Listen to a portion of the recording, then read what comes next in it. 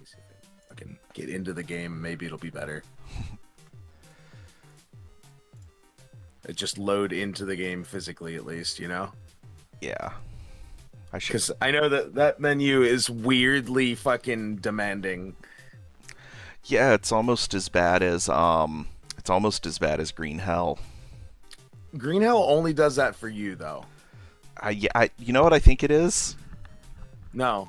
I think that maybe they use ray tracing for the firelight on on that menu screen. Oh, that's atrocious. And that would be the only reason I could think of why that static image that, I mean, it is rendered in game. It's not like a 2D plane.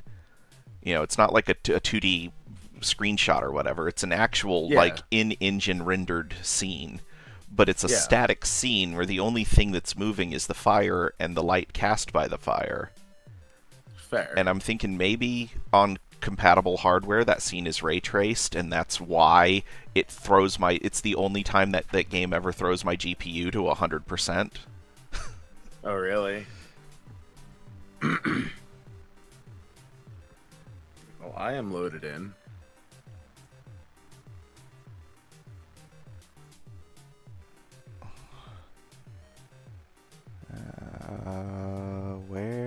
Where is my PAX captured? Is it working? I should have checked if it was working before I switched to it. No, it's working. Okay. I have decided, after a little bit of research, that most of the problems that I've been having with OBS Studio is that I have not been running it as administrator. Fair. Which is, you know, it by default doesn't need that, but like apparently half the games that I try to stream require it. So, strange. Yeah. Why the hell is my HD capture card turned on? That I can't answer for you. That's entirely on your end, buddy. Is my Switch on? No, my Switch isn't on. That's the only thing connected to it right now. I got nothing for you, buddy. Oh well, whatevs. Alright. Okay, let's see, what do I want to start with random crap today? I need a new pickaxe.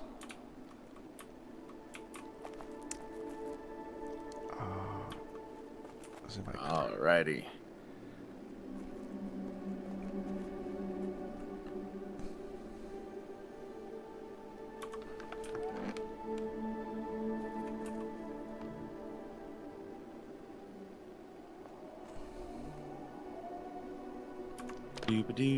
I need to go check the clan storage and see if there are wrought iron pickaxes available so I can start mining granite. Fair.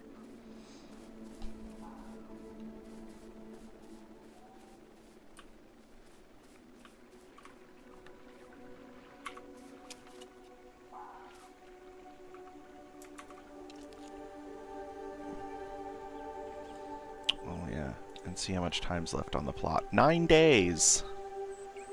So technically 12. So next week... No, week after... is when the plots will have decayed and the move will happen. Okay.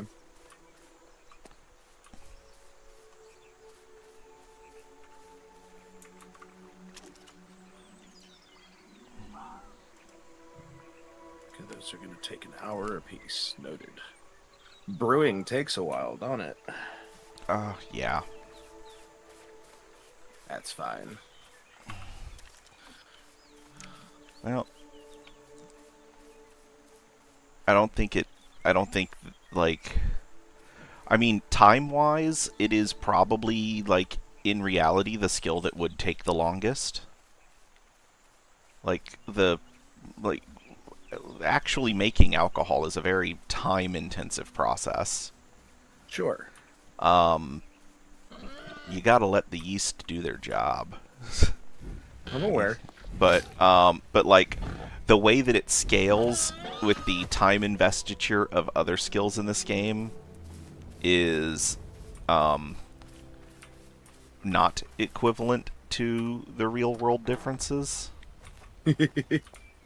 That's fair. Because like what was it? Uh, I studied for a little while under a blacksmith because I wanted to hammer out my own swords. I'm not cut out for it. My back can't take it. But Yeah. the guy that I studied under, I mean, mind you, he's a proper master smith.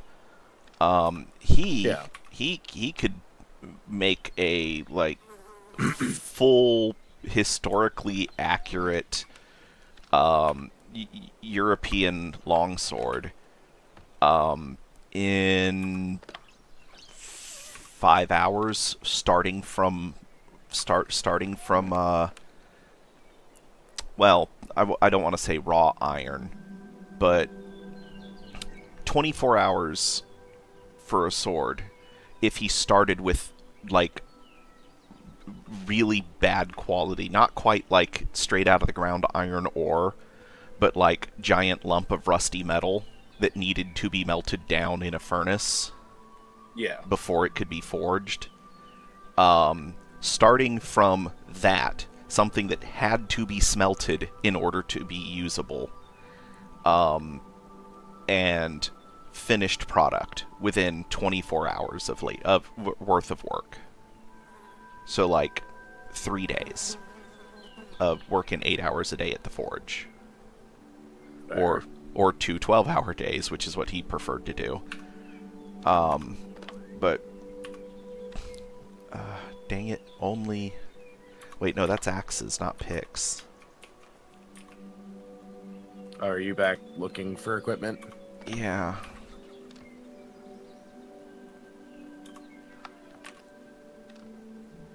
Ooh, darn it.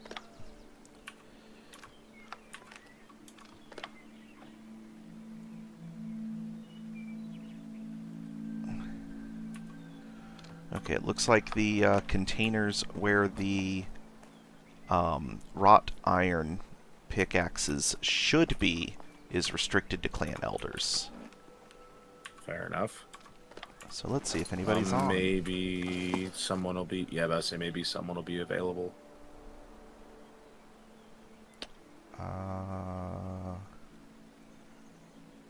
There's O.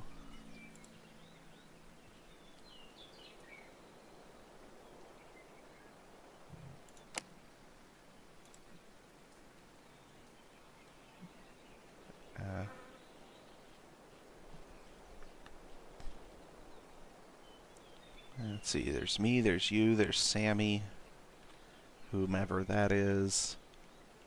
No elders.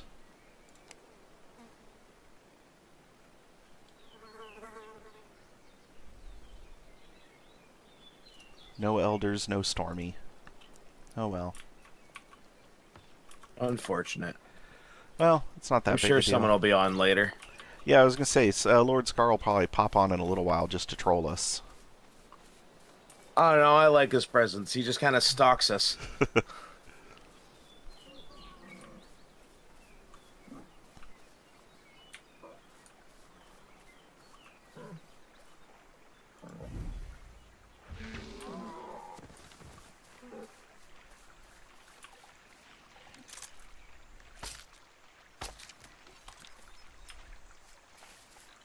Oof. Really chugging today, and I just rebooted my computer this morning. So I launched mine right before stream. I turn mine off every night.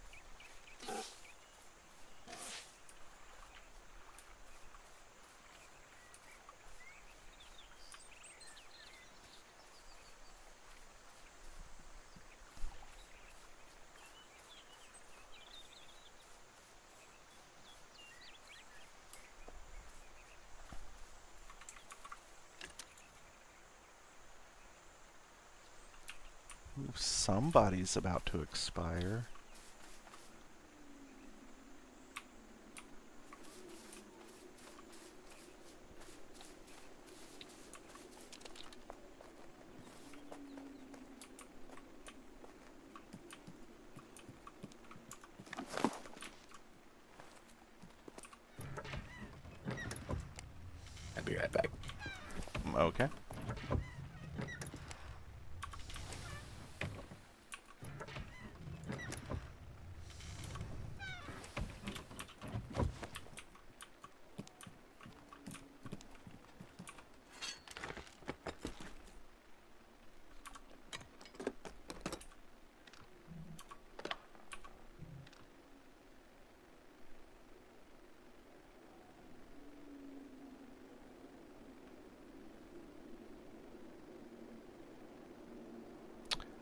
Oh, cool.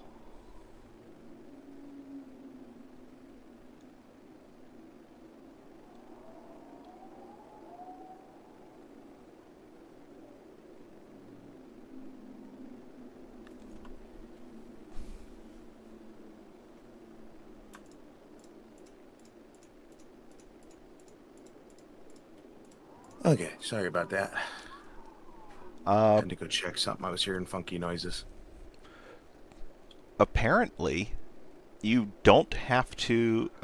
I miss either this item is bugged, or I misinterpreted the information about master crafting, which implied that one had to be at the highest rank of the skill before you could create masterworks.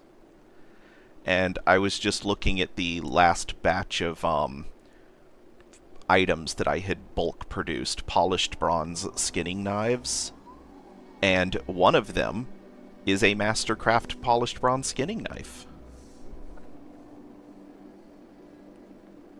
that has 288 item power instead of 238, has the 50 item power bonus for having been master crafted, and says Master Crafter Guardian.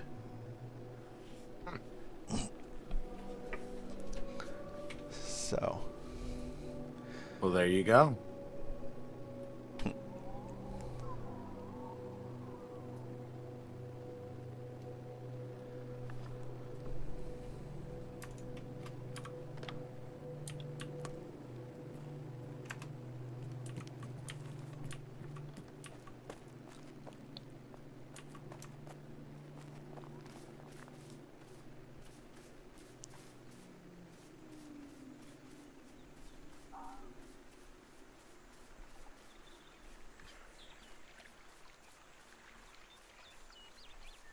let's go back to...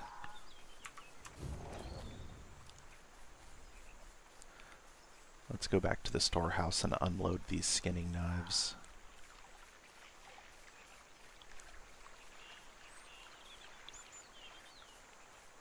I am just fucking collecting carcasses for now. Dead things.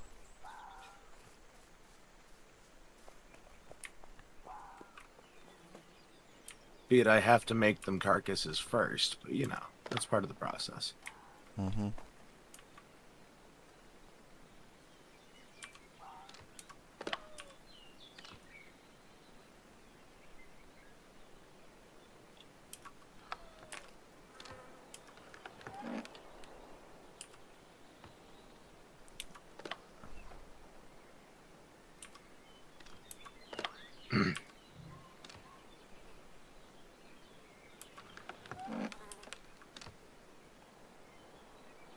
Oh, hey, I found wrought iron pickaxes. Nice. That's what I needed. So I will take one of those for now.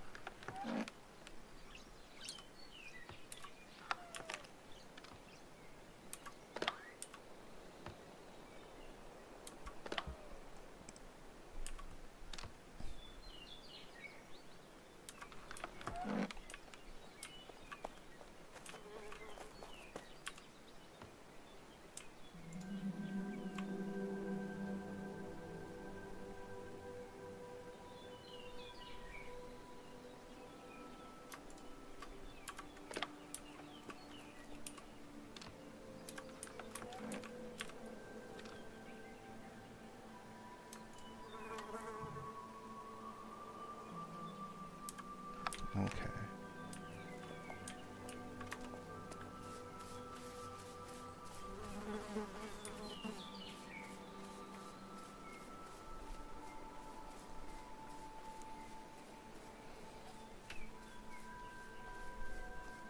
I think next week I'm going to manually demolish the parts of the buildings that are in the extended build area Okay. so that I don't lose those materials because I'm cheap and lazy. No, that's fair. I don't And, blame you. and it's less work to scavenge what I already have than it is to go get new materials to replace them. I see your point. So you don't have to sell it to me. You're the one doing the work. Mm-hmm.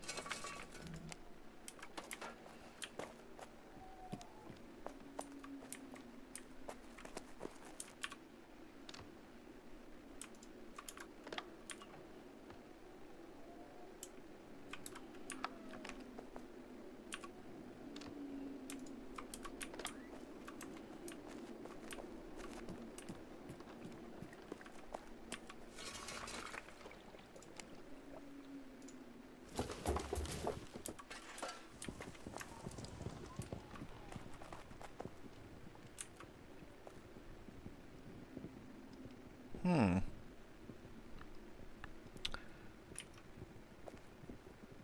What you got? I think they changed the color of the skinning table. Or the leatherworking table, I mean. Interesting. It appears to be white now. I mean, fucking sure.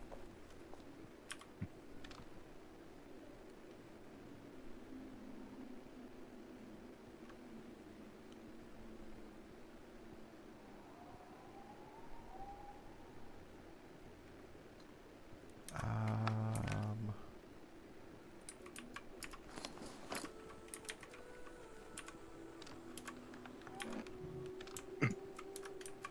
It was the Zebians that gave us like really good payout, right?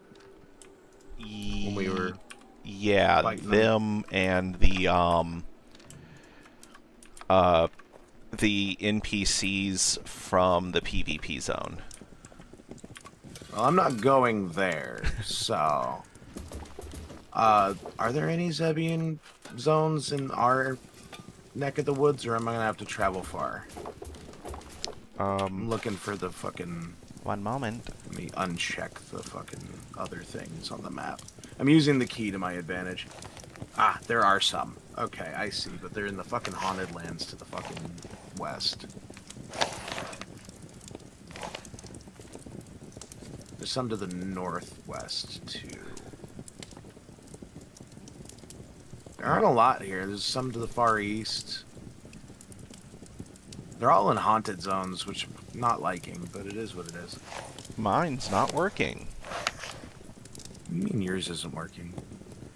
I cleared all of the other markers from the map and just selected enemy factions, and there are no markers appearing on my map at all. Weird. I mean, I know where Well, the the Zebians closest ones are supposed to be. straight east from here, pretty much. In that area, yeah, that's what you're just looking at. Yeah, I know. They're supposed to be, like, over here. Yeah, they're in that little crook right there. But yeah. nothing. Oh, that's what's marked. Hey, look, I do pass through select Lost all. Soul territory. I did select all, and now they show up. Oh, you know why? Probably because I deselected PvE sites. Well, you also, if you deselect all, I don't think it matters. I think that's its own toggle, isn't it? Oh, no, it's not. Okay, it's weird. It's just not, it doesn't function well. Alright, I guess I'm going east. I'm gonna go whip the shit out of some Zebians.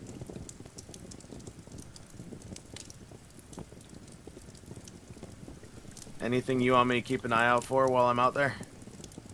Nah. I know where everything that I need. I'm saying, is there anything you want me to pick up while I'm out there? I mean, if they drop anything that's not just like an obvious basic resource, hell, I don't. Literally anything that they drop is going to be of value. Well, I'm so not just talking about from them. I am talking about while I am out to the east, is there anything I can keep an eye out for that you don't normally have access to immediately? no. Okay. I say you danced around my question every time I asked it. It's the only way. It's the only type of dancing I'm good at. I mean, they've got classes for that.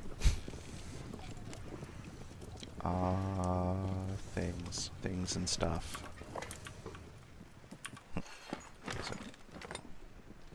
Alright, let's take a look at the roads on the map, because this is a fairly safe spot to pause.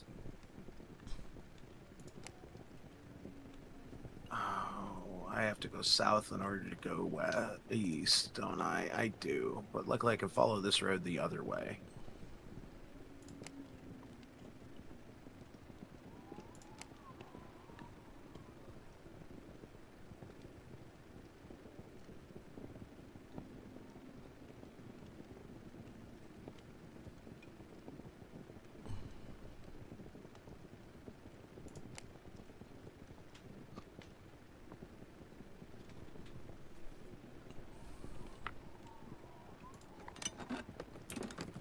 I'm gonna have to walk by the bear.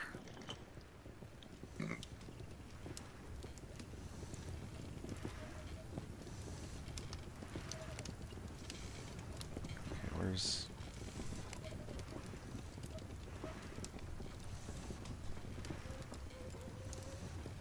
I wouldn't give for a fucking mini-map widget. Yeah.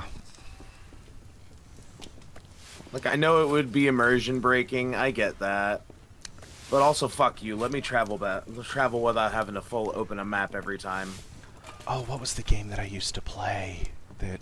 So there's... I can't remember the name of the game, but there's this one online game that I used to play. I think it was technically an MMO, where there was no in-game map at all, but the game did track your coordinates, obviously, and somebody figured out a mod that, like, it would have been a terms of service violation to reveal to you, the player, what your coordinates were. So, but what they did was, like, to do it in-game, but they installed a mod that read that information from your system RAM and then outputted it to their website, which was a handmade map of the entire game world. And so if you had the ability to either run the game windowed well, or, you know, multi-monitor setup, you could have their website pulled up in your web browser, and it had a few seconds of, like, a few whole seconds worth of lag between when you moved and it updated. But sure. But it was like, you know, this live web app that kept track of the position of every player in the game, and you just went into the website and then you just put in your character name and it would just show you where you were on the map in almost real time. Fair enough. And I was like, there's gotta be a better way. But, like, that's the way the devs wanted it. Not really.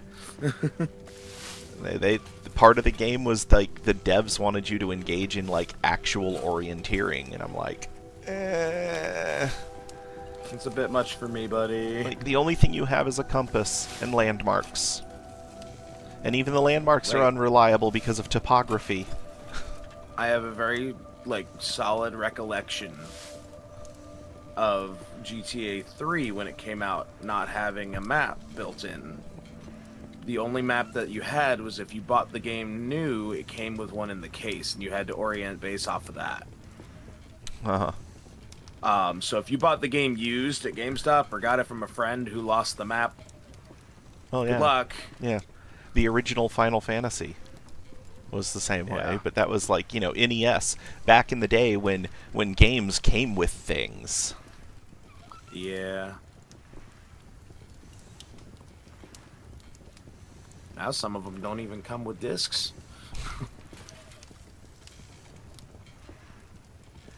And some games that are on cartridges don't even have the game on the cartridge. It's just a download code on the cartridge.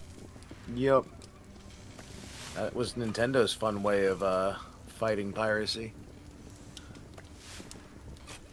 Yeah, it's not going to work because No, of course not. But man, I've already found dumps for Switch 2 games. Switch 2 games that came as download only, and your physical copy was a download code. So, whatever. Alright, so... Alright. 10 iron spikes. And...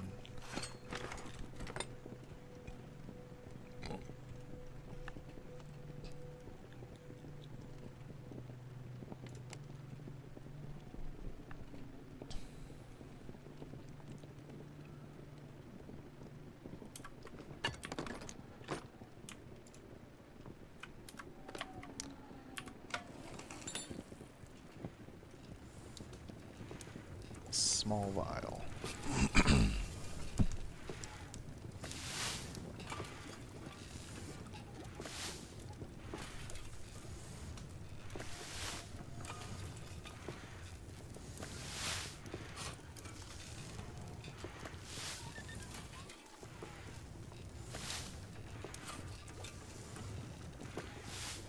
snuck up on a goat in the fucking underbrush and just whacked it with my fucking maul from behind. It didn't get the chance to even react. Nice. Okay, do I have any more glass? I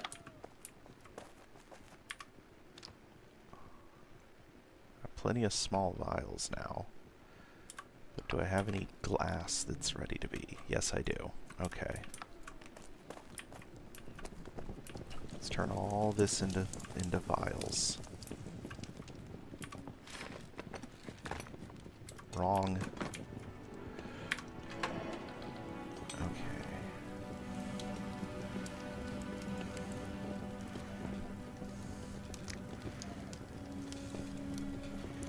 I think I can make that now. We'll look for that when we're done making glass. Not tiny, small vial. Okay.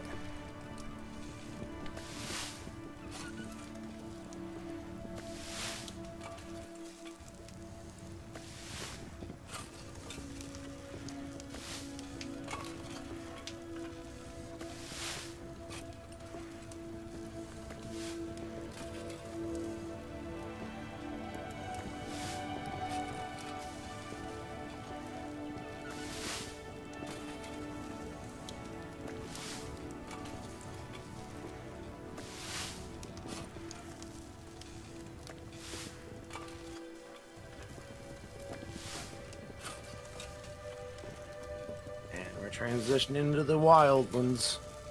Good luck. I'll be fine. Watch out for ghosts. The path I'm taking takes me around the majority of it. But also, I conserve stamina once I get into the more dangerous areas. Smat.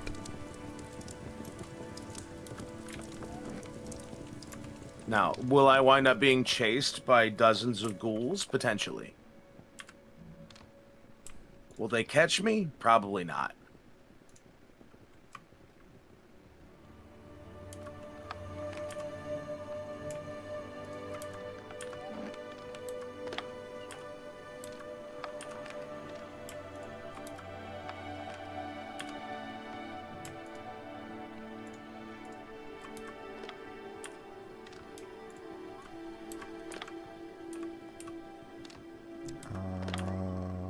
was it? The thing. The next chest The thing! over. Okay, I need...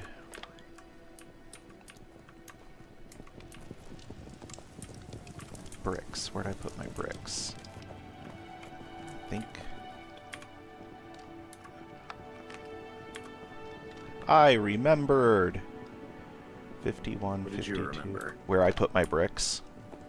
Neat. Because I didn't label the chest. I just put it in proximity to the chest that is labeled as clay things.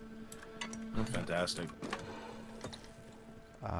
Okay, so furnace. 100 bricks, 100 charcoal, 2 boiled leather. So I'm going to have to buy that.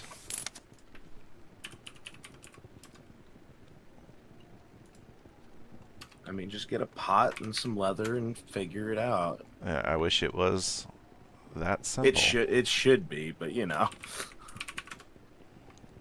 Levels and arbitrary numbers.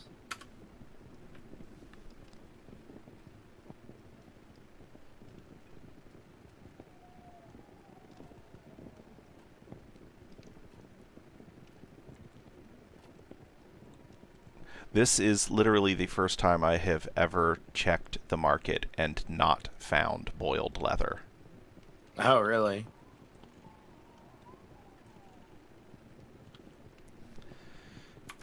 Let's see. Yeah, no items for sale. Bleaked boiled veggies and every kind of leather except boiled leather, but no boiled leather. Fantastic. And I don't think I could make boiled leather if my life depended on it. Not currently, anyway. I haven't been working leatherworking enough to be able to help you.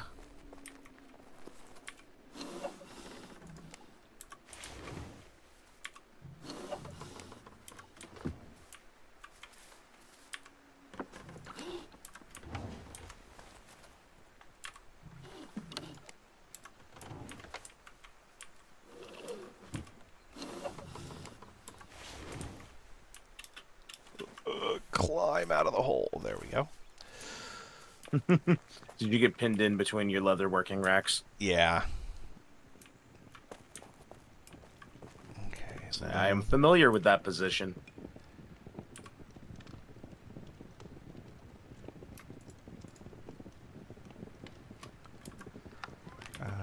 So follow it through. Alright. Box of death. Other box of death that is specifically the edible parts of the animal.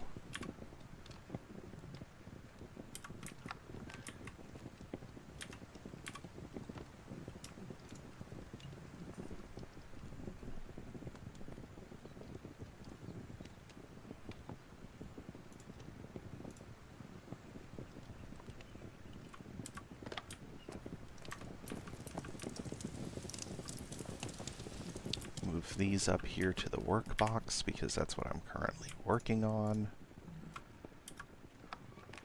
And what is the thing again? Iron hand spear. Okay, so the only thing I'm missing are the It doesn't matter what game you're playing, you're still trying to make a damn iron spear, huh? Yep. Iron bars.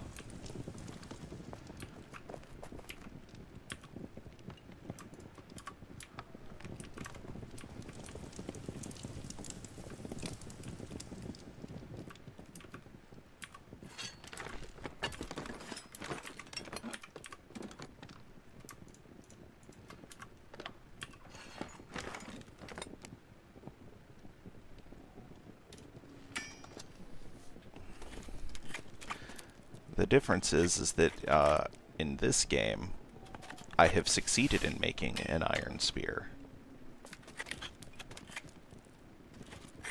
And a second one. Fair enough. And now my weaponsmithing is 10. Nice.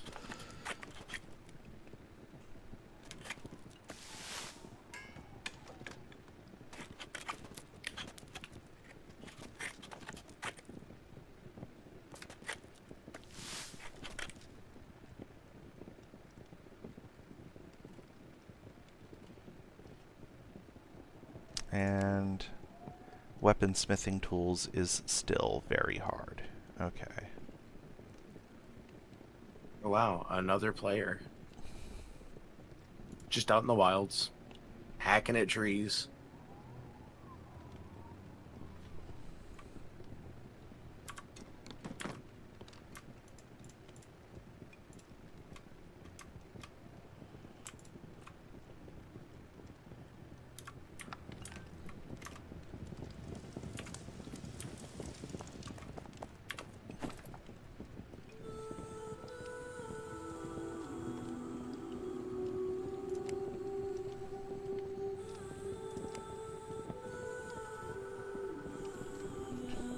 Oof. Oof. Wow, they What's really... up? Oh, the freaking, tanned hide rug, they really rebalanced that, and not in the way I would like to have seen it go. Oh, yeah? Yeah, for starters, it uses the tier 3 animal hide, and it's 10 of them for one rug. Oh, neat.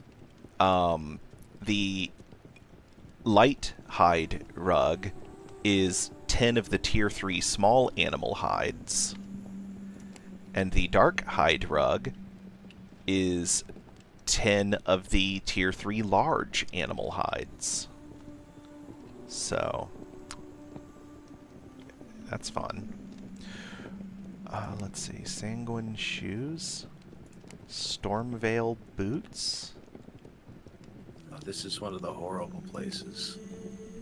Vanguard's surcoat of divine fervor.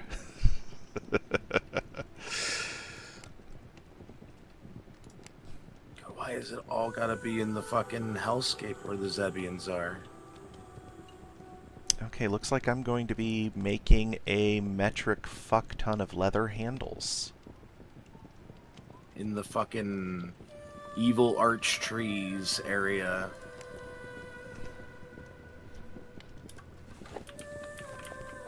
Because this is where they're marked.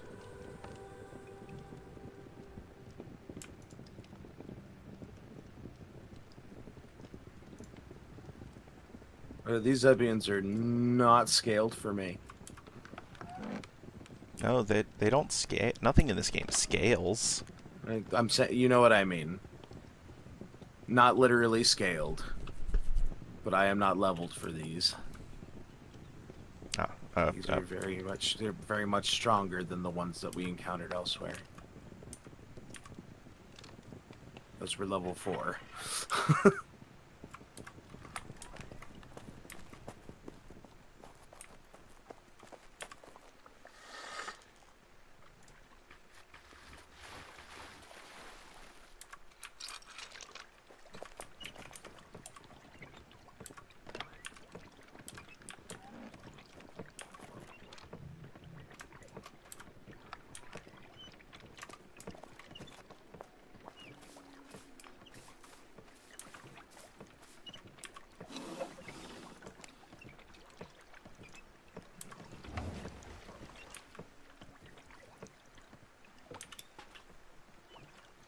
Game had to think about it for a second when I hit the fucking Petra.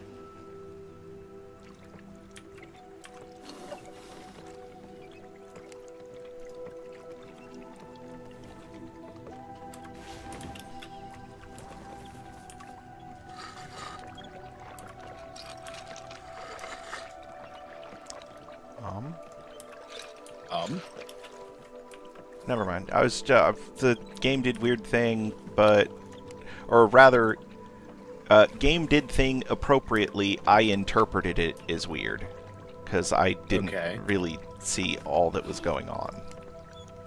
Fair.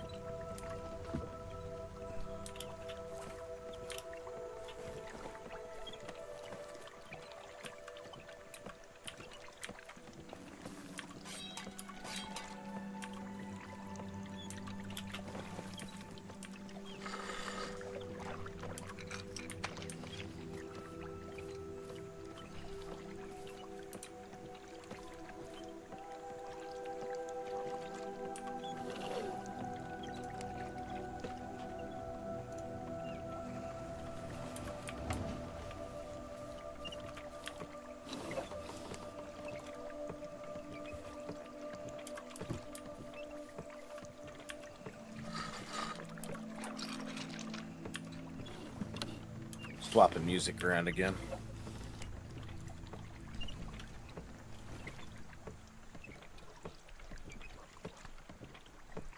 Okay, I think I can break those large down.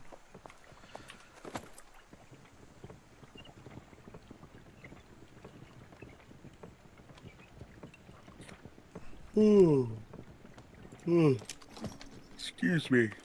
Ugh, that came out of nowhere. No, I think it came out of me. I think I was projecting.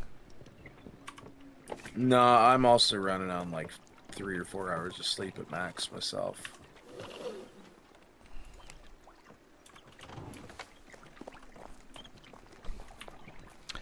There's this thing that my wife does occasionally that really irks me, and it happened this morning.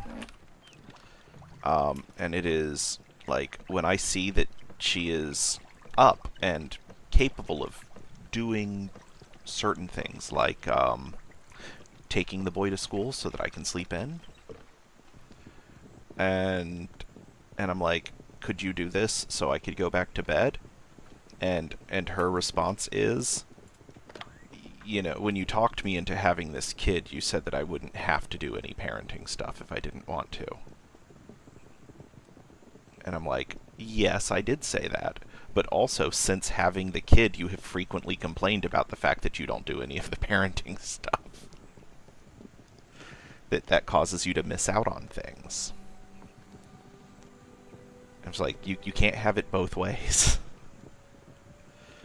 Unfortunately not. It's like, you either be a parent or you don't.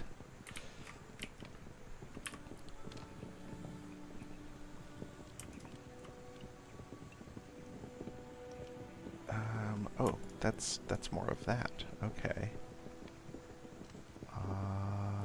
Those I will leave alone for now.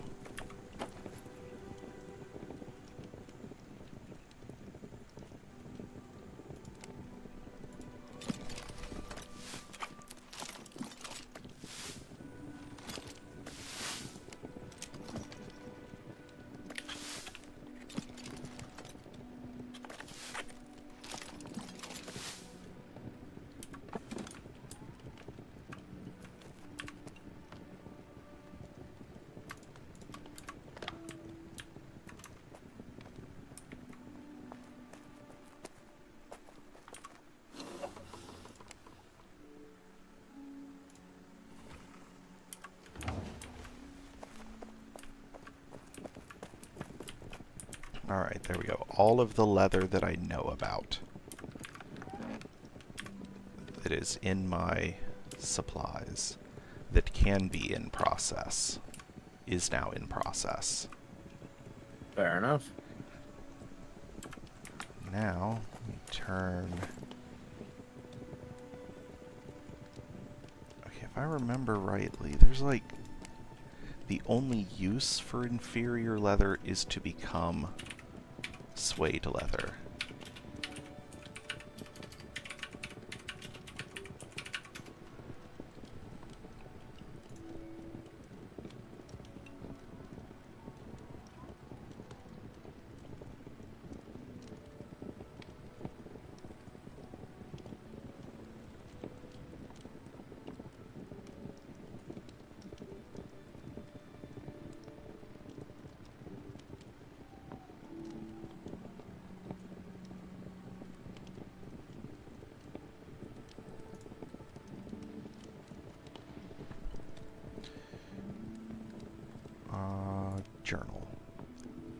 Whoa, that was weird.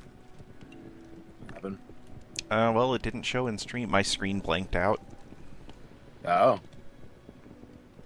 Neat. Fancy bonus features.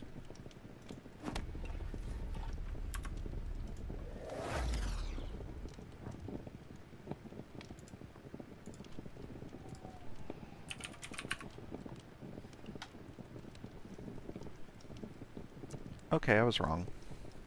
It has uses. So You seem hesitant to fucking admit Uh, that. So that means that I don't want to burn through all of it because I can turn the inferior leather into boiled leather. It's not as cost effective as just using the higher tier animal hides, but it's you know, it's a use of a resource. True.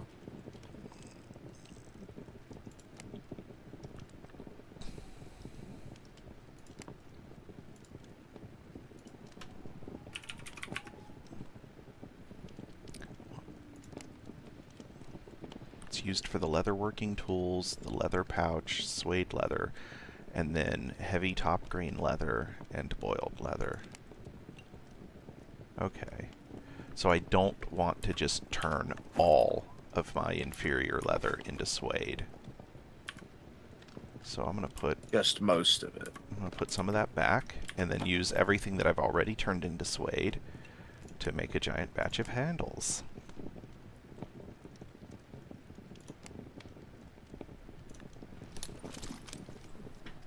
110 handles if I don't fail any. It's a pretty hefty if.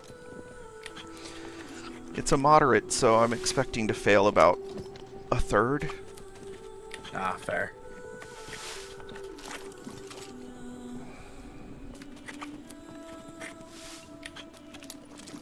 But maybe I'll get lucky.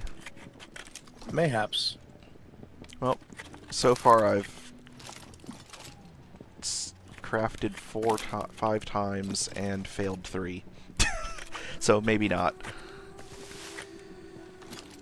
Could go either way still. Yeah.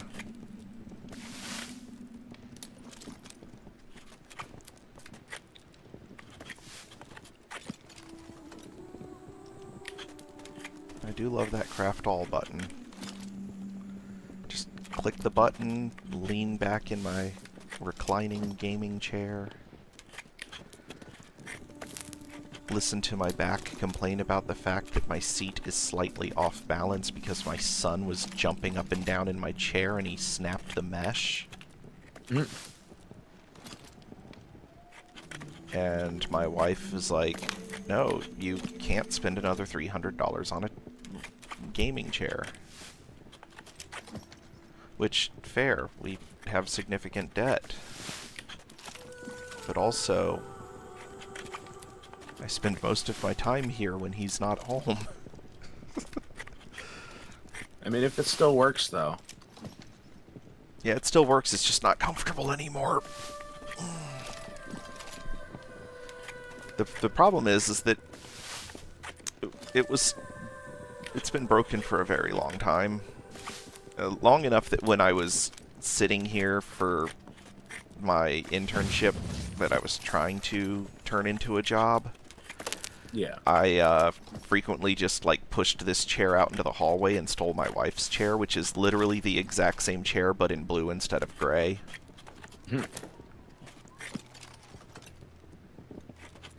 And also not broken.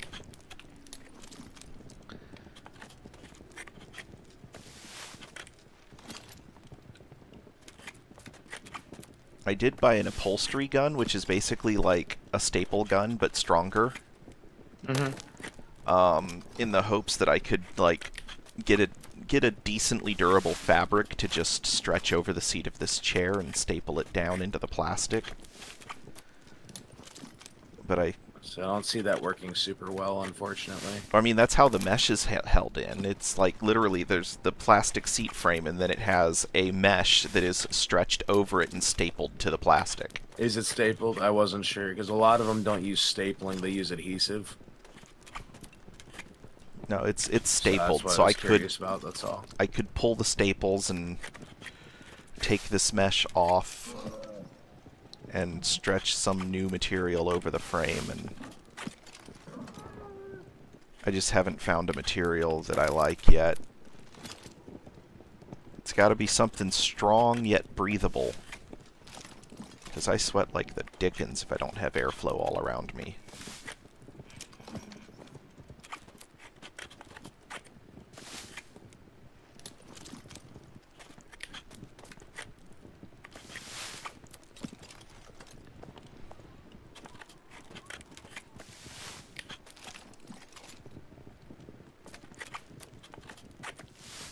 Alright, I have already succeeded in 3/4, so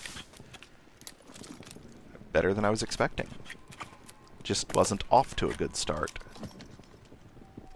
It happens.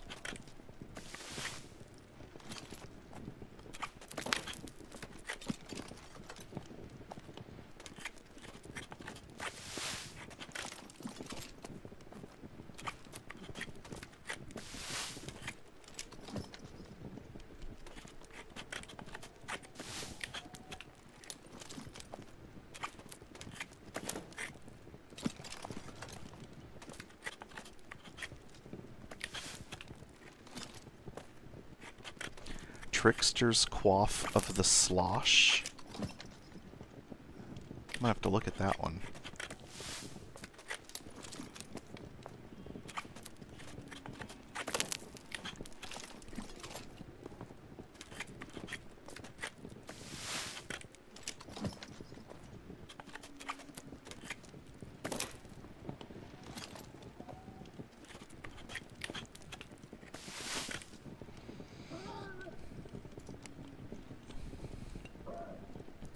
Trickster's Quaff of the Slosh. Medium head armor.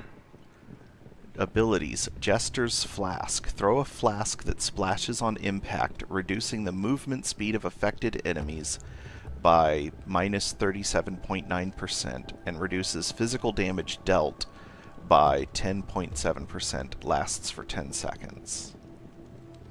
Huh. That's kind of funny.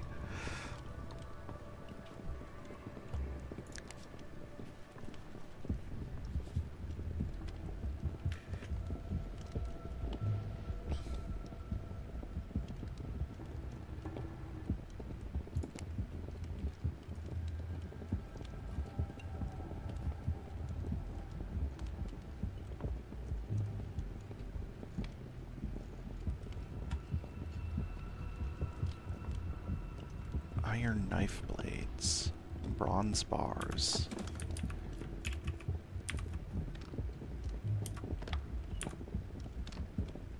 There's Stormy. Oh, hey.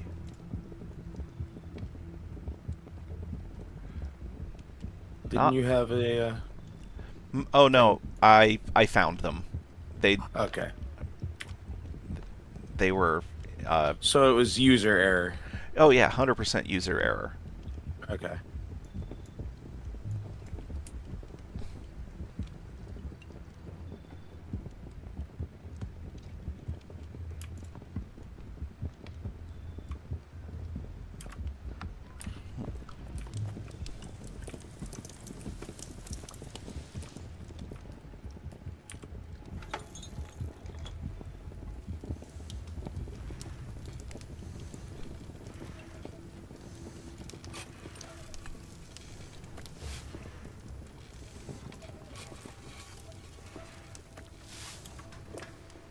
Alright, what else do I need? I want a few attempts at this. I know I need to make at least 2 of them.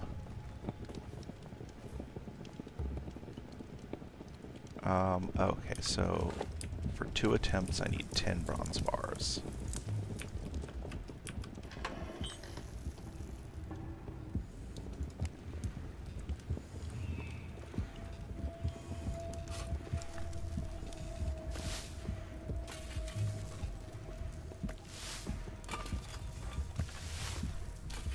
for 20.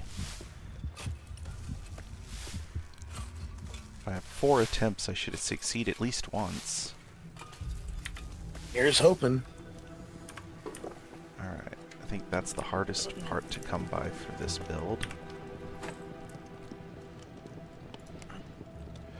2 iron knife blades, so 8 of those. Let me get my iron bars. I already have them, because...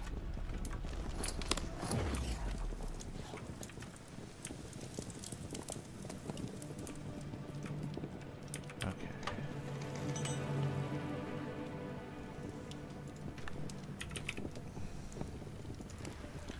2 iron bars per knife blade.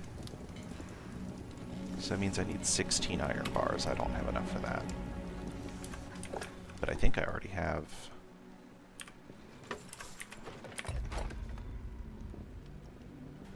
one. I have 1.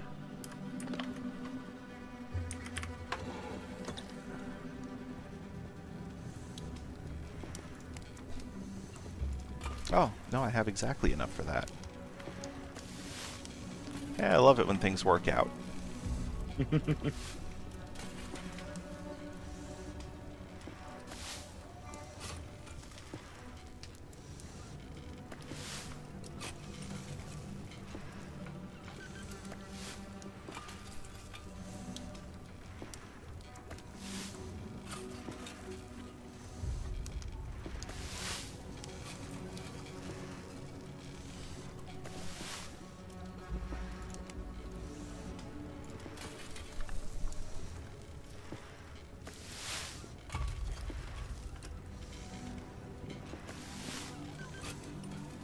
Alright, and then the next 2 components are super easy to come by. At least super easy for me, given my current levels.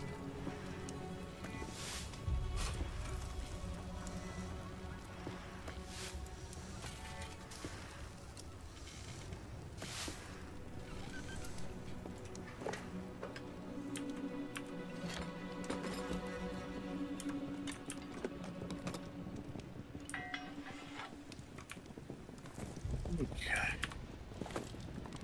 I'm just gonna stand here at this fucking bench until all the fucking carcasses are somehow processed. Fine longwood stock. I think I have some here. Yep. And leather inferiore.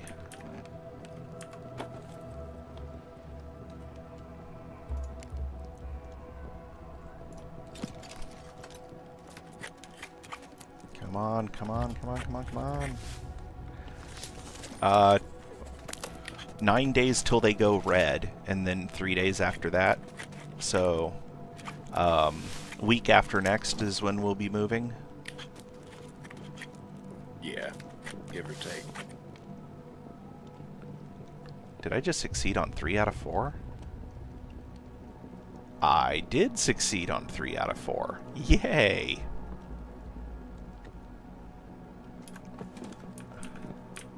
I needed 2, so that works out really well.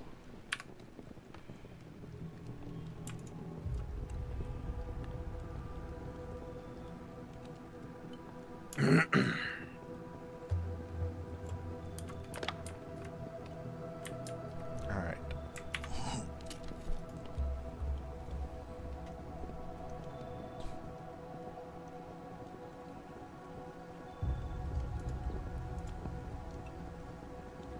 My character portrait is all wrong. Is it on your end? No, well, not the one that's in the main game UI, but when I bring up my plots, when I bring up my plot interface, it's showing the picture of a bug-eyed red-headed woman, red-haired woman. It's your true self. You know what's funny is not in this game. That actually looks like bears a fair resemblance to the character that I play in Life is Feudal. Except instead of having the like chicken foot tattoo in the middle of the forehead, she is covered in head to toe in Latin script, like cursive Latin script writing. Neat. And the occasional Norse rune. I want this thing. Leather working table and tanning rack. The non-simple versions. 4 fine wood beams and 6 fine wood planks. This I can do.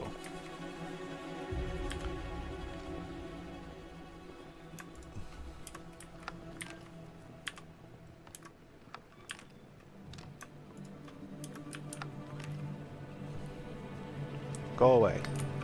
Nobody wants you anymore. What did you break? The simple leatherworking table. Replacing it with the better one. With the leatherworking table. Yeah. And now I can see all kinds of patterns that I could do before, but didn't have the ability. Kind of comes with the territory. That's what happened when I got the fucking better fucking bench. Yep. As I sit here trying a fucking recipe that has infinite refill on refund, so eventually I will get through all of them. Nice.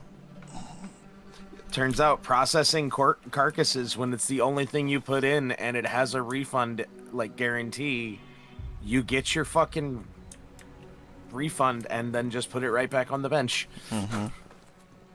Somehow I am not damaging this carcass. I'm just not cutting into it. That's what's happening. It's like something is going awry and I am not able to cut into it. 20 bricks and 20 cotton. Okay. Well, you just picked up cotton last week, so you should have it somewhere. Yeah. 20 cotton. I can't speak for your brick stacks.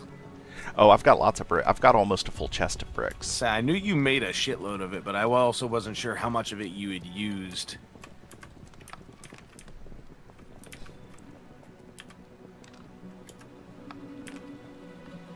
Oh, never mind. I have just under half a chest of bricks.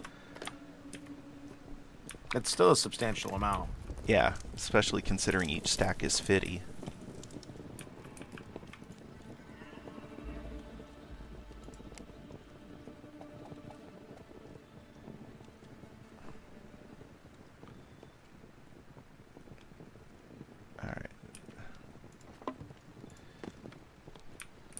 Alright, so let me look at what I'm going to have to tear down. It looks like the only thing I'm going to have to demolish in preparation for the move to make sure I don't lose any materials is the large charcoal kiln and Fair. the corner of the structure where, like, the corner of the main house where it connects to the mountain. Okay. And the deck. And the... Yeah, and the deck. That's fine. And of course It's all manageable. and of course the foundation's holding all of that stuff up. Yeah, but yeah, no, no, that that's comes with the territory. Yeah, that's a manageable amount of stuff, and that's next week me's problem. Because I have elected to procrastinate. There's a 30% chance that next week you'll just be like, eh, and leave it anyways.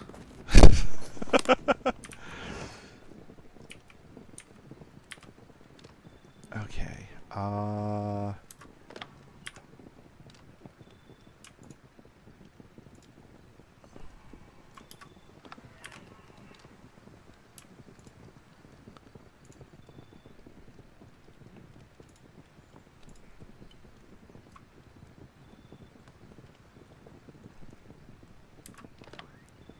the thing, the stuff, the thing.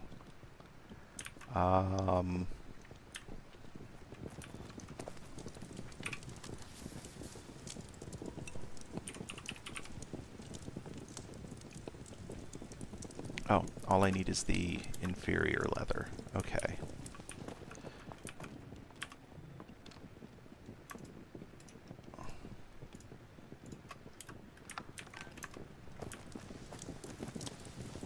And then I'll have the boiled leather I need to start trying to make the furnace and forge. Hurrah! Progressional enhancements.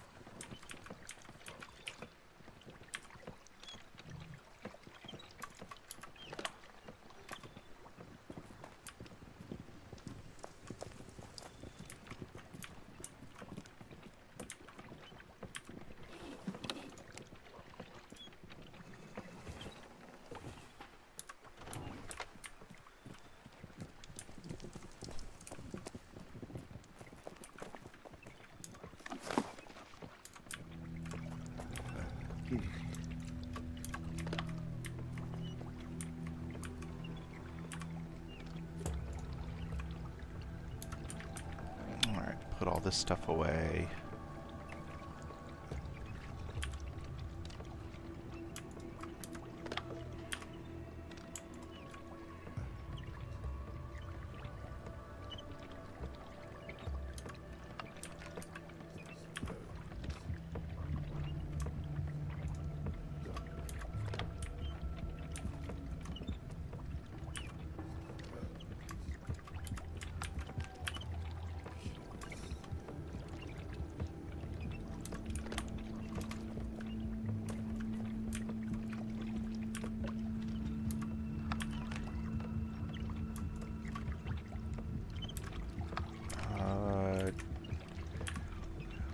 Dead bits box. Okay. The usable or the edible? The usable. Which would be the box with the scythe on it, as opposed to the box with the, like, ham on it. Fair enough. Excuse me. I give that a 6. For not having any intention of it happening in the first place, that's a pretty decent rating.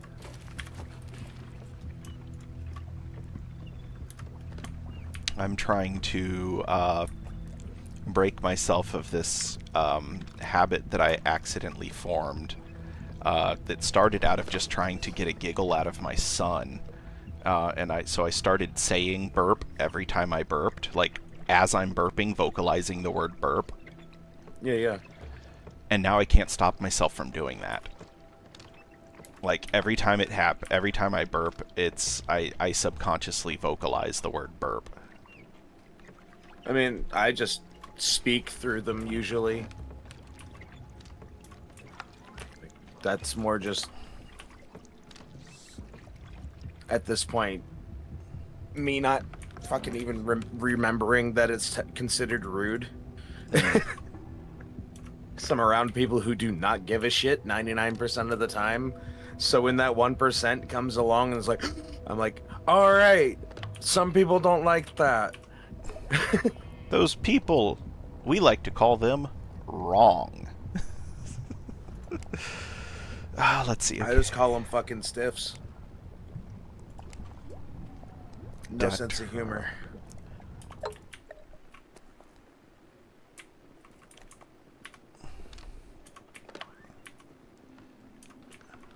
If you can't enjoy a well factored burp, who are you?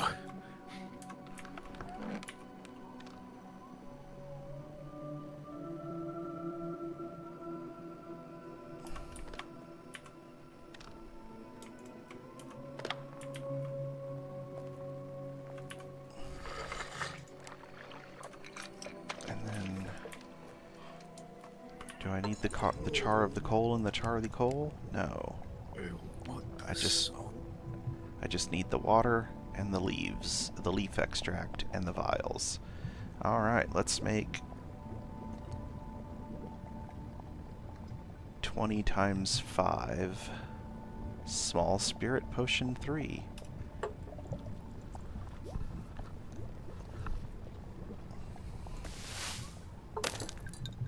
Nope. Failed one. When your already. shuffle decides to just put you an album back instead of going somewhere else on the playlist, it just backs up an album. Oh. Not like it went back to one that I already listened to, but it literally went backwards to the one right before it on the playlist. I can live with this. This'll do. Little being is an ocean.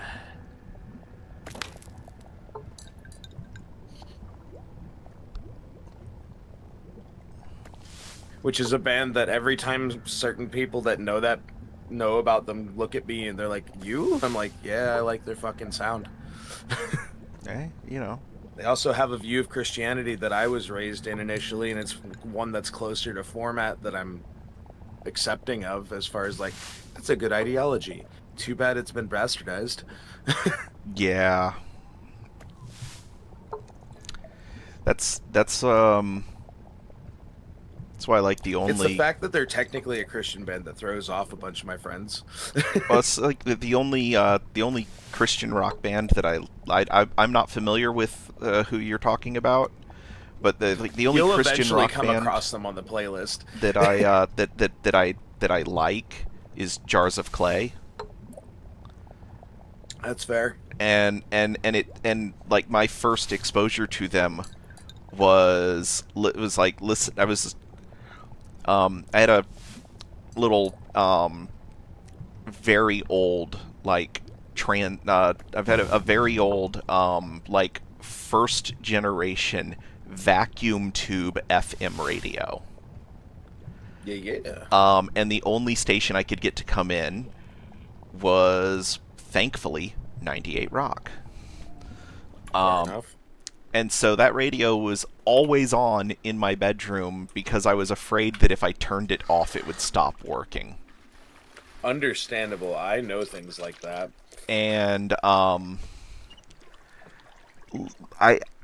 it's the thing that got me into doing electronics repair, because I think between the ages of 5 and 12, I've had to replace vacuum tubes in that radio like 6 times. So like every time there was a power outage, one of the vacuum tubes would blow. When it came back on. So anyway, the radio was always on. It was always set to 98 Rock. It was usually just loud enough that I could hear it when the house was quiet. So I would spend all night listening to 98 Rock. And one day, as I'm dealing with my insomnia, as I have done for my entire life, I hear the DJ talking about how they're going to be playing some new music that's not the kind of music that they would normally play on 98 Rock, but this is what his boss is telling him to play. And he's like, this is from an album that just dropped from a band named Jars of Clay. Technically, the album has no name. It is the one that was later referred to as Earthen Vessels, or the self-titled album, which is where Flood was released, their most famous song. Fair. And that's the song that was played on 98 Rock at like 3 o'clock in the morning. And I was like, listening to it, and I'm like, oh my god, this is Christian rock music, and it's legitimately good. It's not just the same praise line repeated 37 times to a rhythm.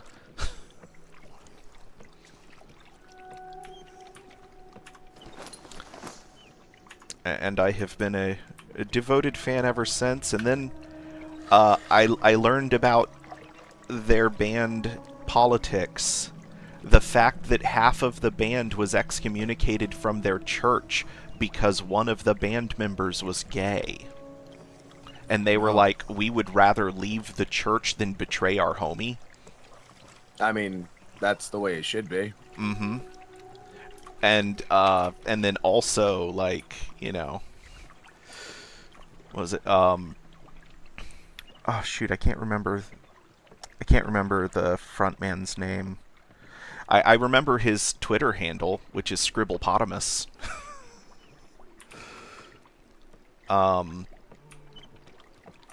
He's like, he made the decision that Jars of Clay was going to stop touring because, for some reason, like, they would play a show at a big venue. The venue would be like, oh wait, they're a Christian rock band. We're not going to let them play here again after this. Yeah. And then it got to the point where the only things that they could get invited to perform at were various church functions, but the kinds of churches that are willing to pay that are willing to afford to pay a Christian rock band of their notoriety the performance fee that they demand, are the kind where they're going to be like, hey, we want you to play this specific set list that's going to jive really well with the sermon that we're going to be providing during this event, and then, you know, try to torture Jars of Clay's lyrics into fitting their misguided view of Christianity.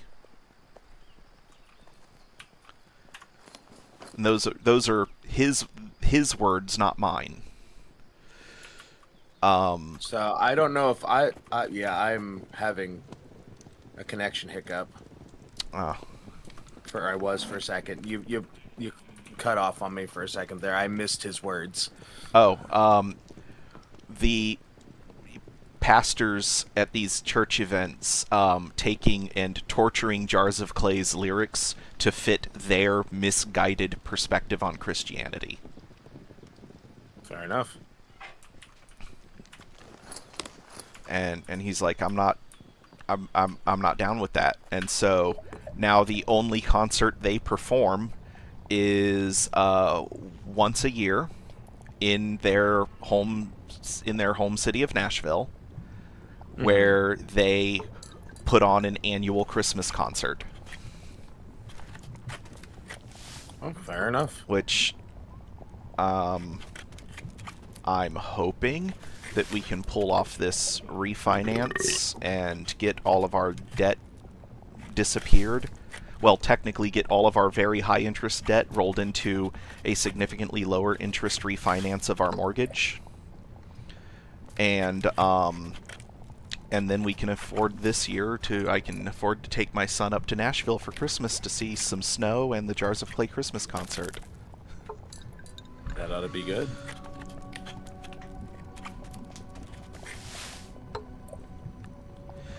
He's been begging to see snow. And I'm like, it's summertime. And he's like, there's gotta be snow somewhere in the world, Daddy. I'm like, okay, you're right. And he goes, wait. On Bluey, when it was Christmas, it was summertime for them. Is their Christmas at a different time of the year than ours? And I was like, no, it's on the same day. And he goes, so if it's summer for Bluey for Christmas, but it's winter for us for Christmas, does that mean that when it's summer for us, it's winter for Bluey? And I was like, well, for the country that Bluey is from, yes. Bluey is not real.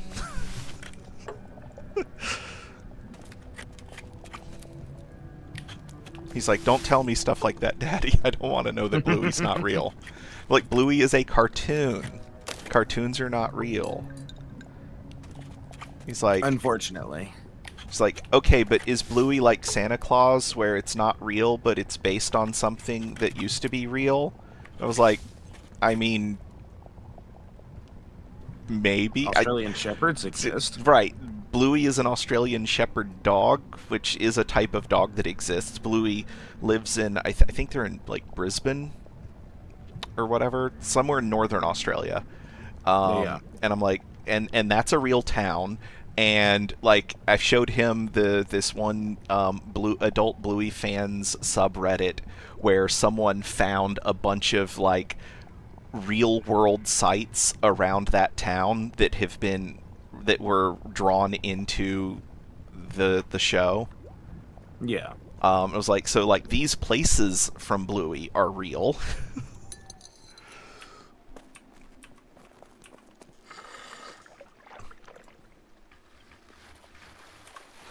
I need to remember to reset. I forgot to reset the well when I emptied it.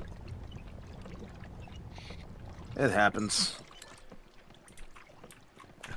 I've done it too. Alright. Well, while I'm waiting for the well to fill up, I'm gonna go make a delivery to the storeroom. Fair enough.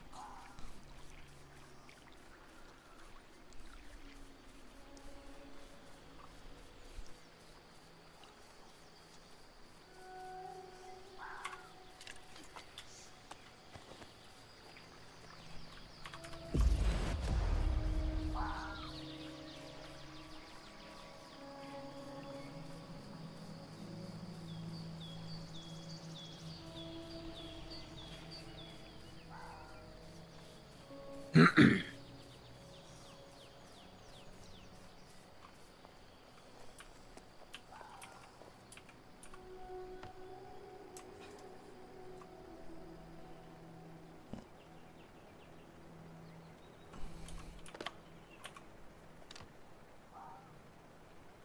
know what, I'm gonna keep that.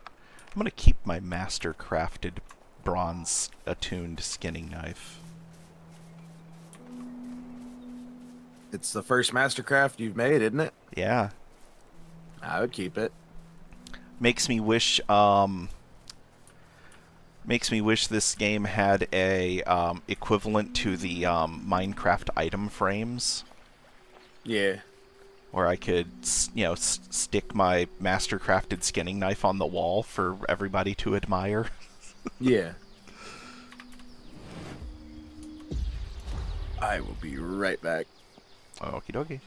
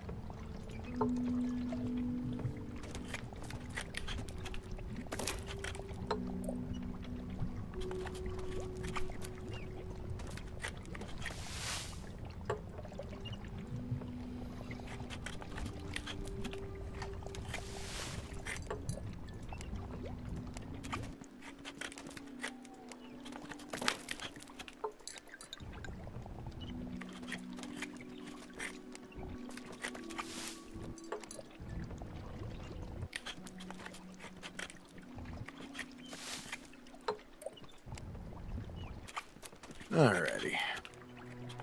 Welcome back. Yeah, just had to check on something. Alright, I am out of glass.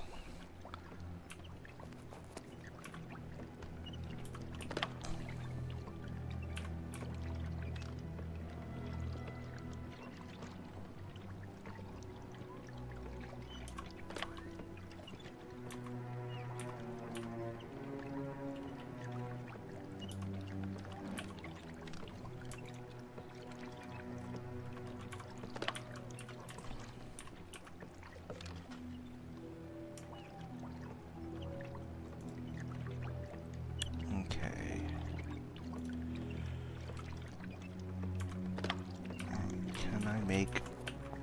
Can I make that with this? Yes, I can. Okay, so castor plants.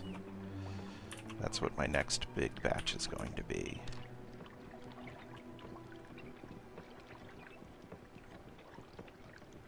That's something you gotta go harvest? Maybe. Let's see. Yeah, I have 1 stack o' 50. Yeah, so they probably need to go get some more, huh? Yeah. Okay, I've got some more water.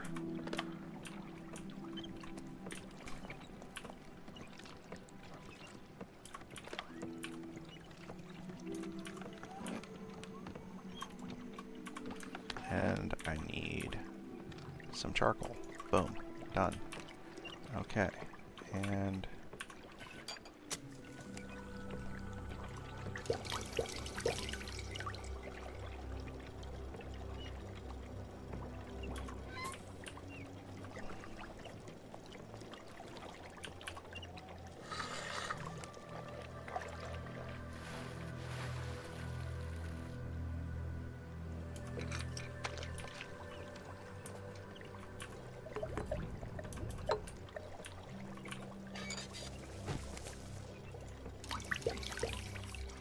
okay.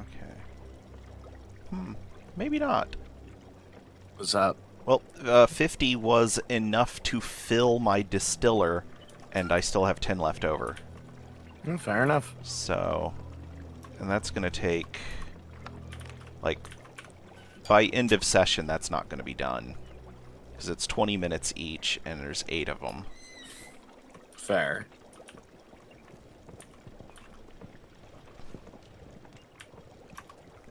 Okay, let's see here. How's the leather? Should be on 3 of 4, yeah. 4 of 4, 4 of 4. Alright, so.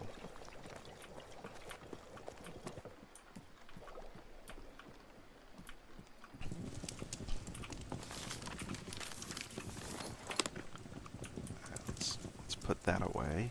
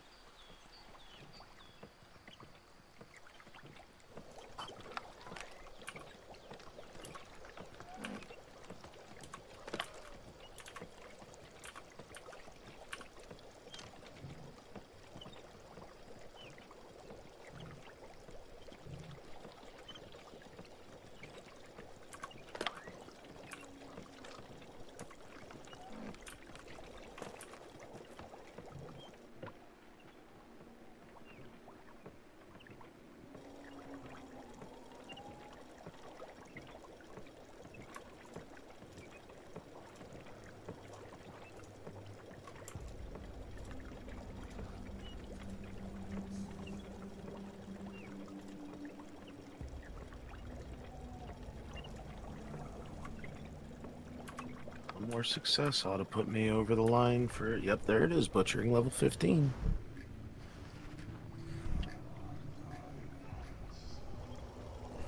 Okay. Can technically make a butchered bear now. Cool. I'm gonna go to that really nice iron field that I found down in the south. Yeah. In the zone whose name I refuse to pronounce. Fair enough.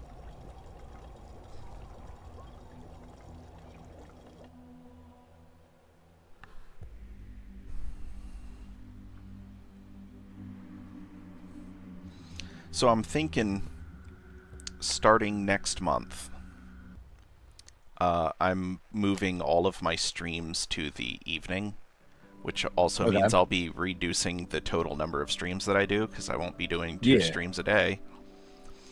Um, so, because I'm gonna be like, we're not putting my son in daycare during the summer because Yeah. I don't have a job.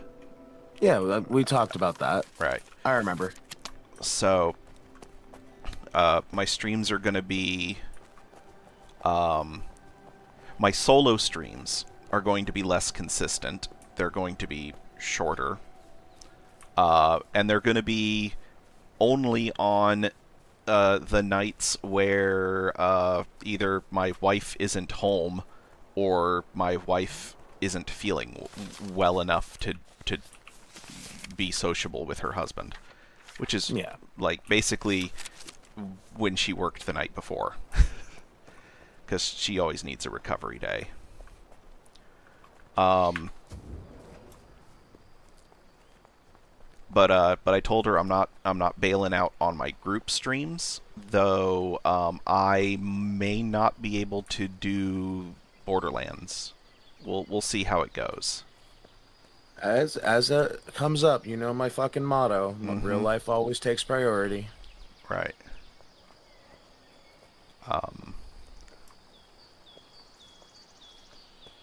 I want to, but I don't know. It depends on how the boy is. Maybe I can get him. He's getting good enough at Minecraft that like he very rarely needs my input on anything anymore, which is good. Yeah.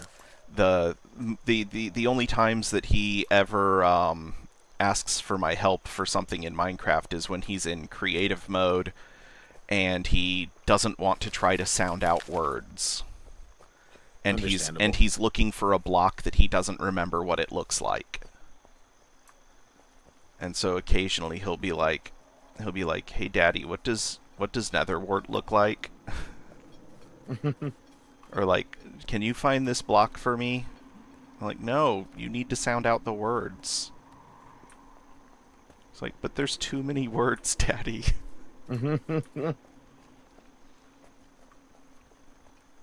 Unfortunately, that's what all life really is a series of reading shit and fucking trying to comprehend it. Yep. There just happens to be interactivity involved in some of them.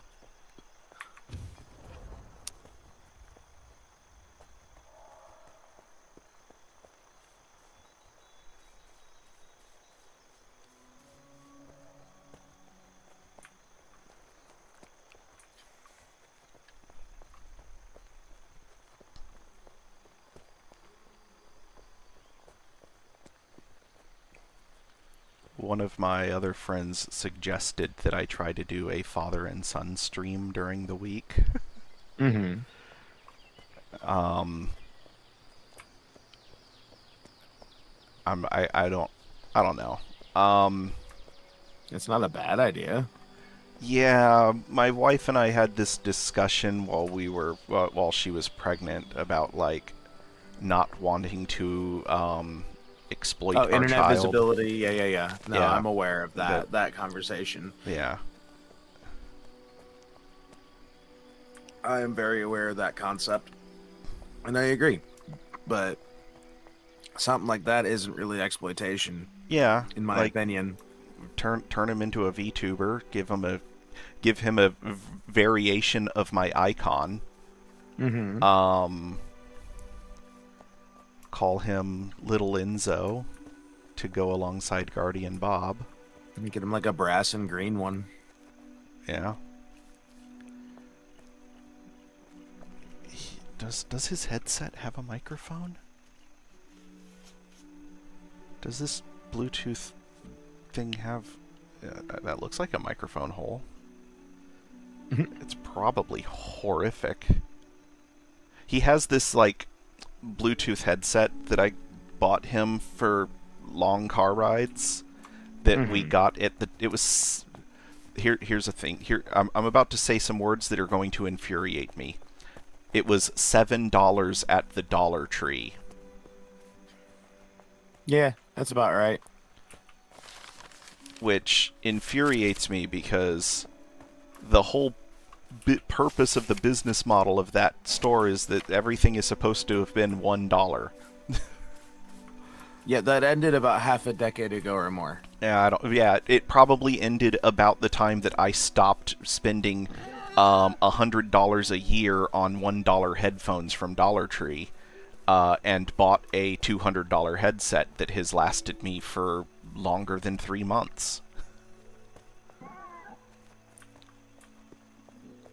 Like, Yeah, Dollar Tree's fucking model has long since changed. I remember when they added the $1.25 section. I'm like, uh-oh, it's all downhill from here. yarp. And lo and behold, like 6 years later, I'm seeing $3, $5, $7 items. I'm like, I called it. Did I not mark? I turned my marks off. That's why I can't find what I'm looking for. Womp womp. Yeah, I went right. I blew past it. It was...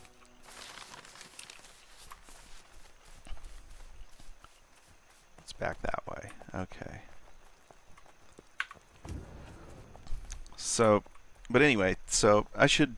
Anyway, this thing's so cheap and probably also very old because it charges with USB Mini.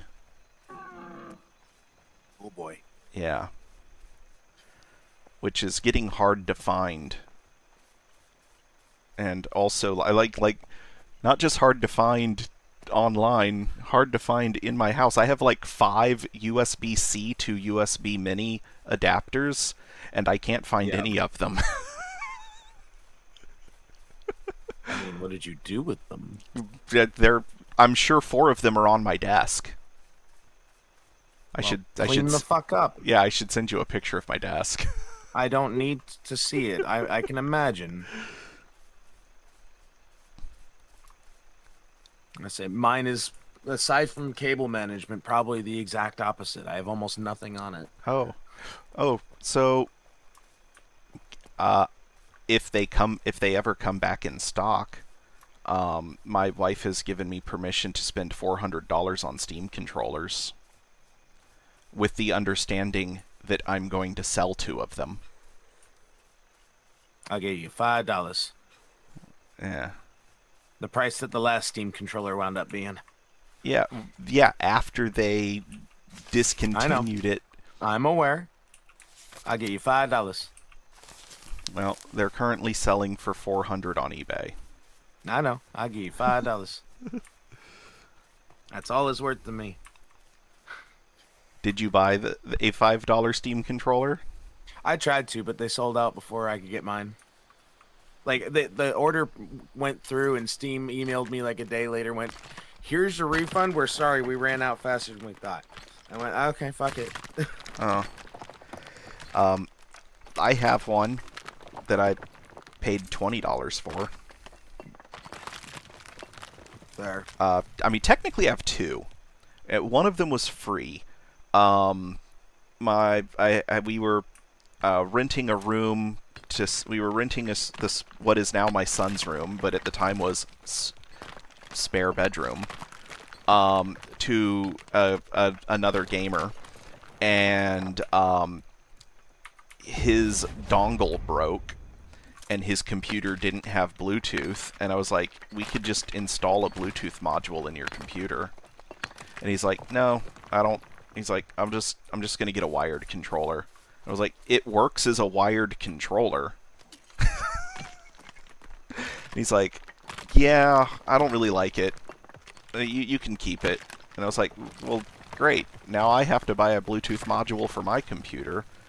And then I couldn't find one that didn't require plugging into a USB header on the motherboard, and all of my USB headers were occupied by more important things. So I just was like, I'll just go online and pay $20 for a new Steam controller, and I'll have the dongle, and the dongle supports connecting up to 4 controllers. And so now I have 2 players. I can do 2-player games with Steam controllers. Fair enough. It's not a case of I expect it to fail. I just fucking don't like the design of the new one. I love it. I don't need that much shit on any controller. That's why I hated the design of the N64 controller. Hyper complicated because you want to be different. I was gonna be like it doesn't have I was like, the N64 controller has less buttons than a modern game controller. No, but it has more grips than any controller needs. True. And also, it was just very uncomfortable to hold. No matter which hand placement you chose, I just didn't. It didn't sit right in my hands.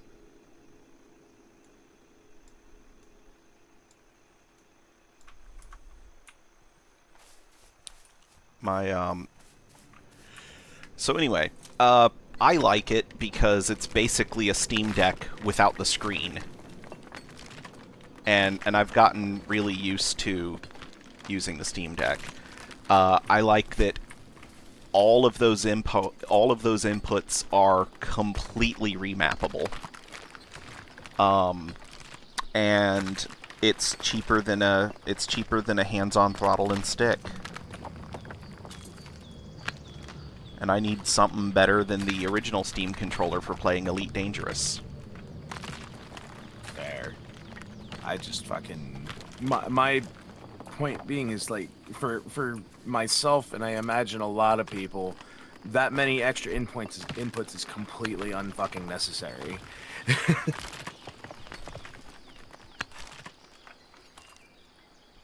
It's like, I would never find a use for all of those buttons.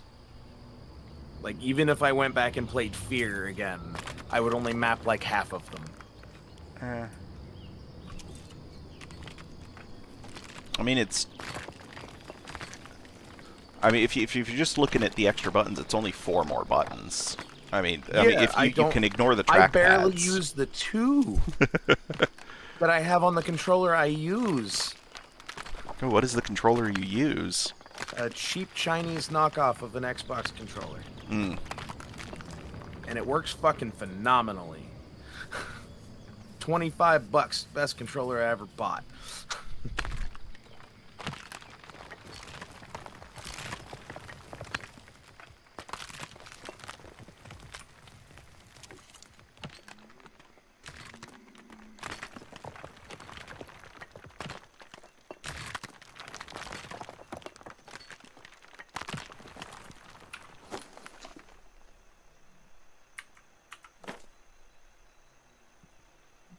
Okay.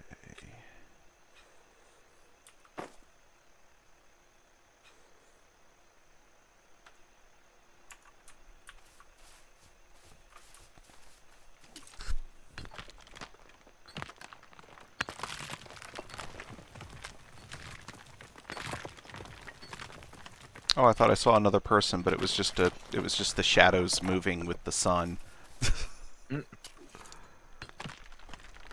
Happens sometimes.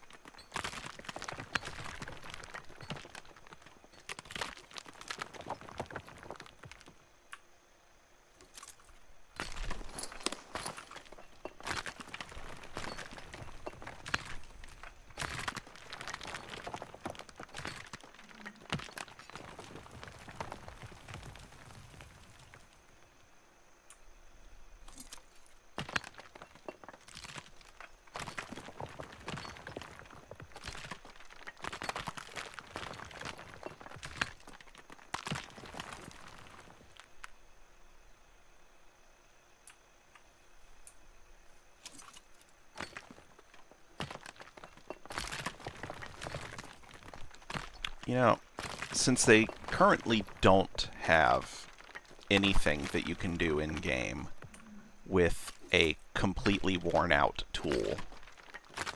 And although they've said that they want to implement some kind of item recycling to reclaim materials, it's currently not on the active roadmap for the game. They really should just make it where when an item's when an item is at 0 lifetime durability and its current durability hits 0, it should just cease to exist. So just let it break and disappear out your inventory. Yeah.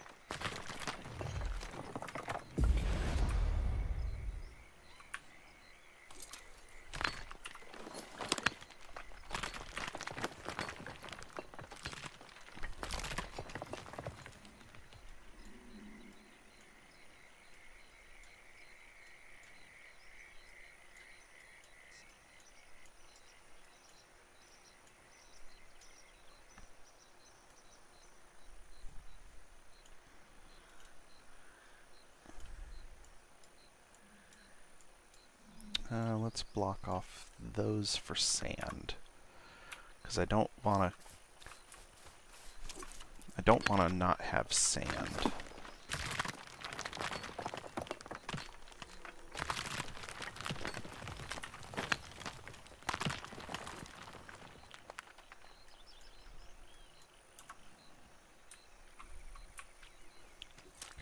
Seriously, this is like the best field of iron I've ever seen in this game.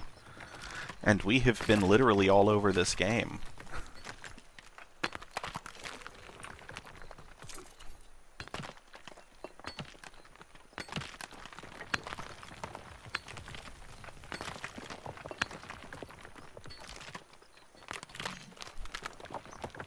I wonder if the inhabitants of this region did this on purpose, like filled up a bunch of areas around here where there were iron spawns to force those iron spawns to all relocate into this field. I mean, that wouldn't surprise me.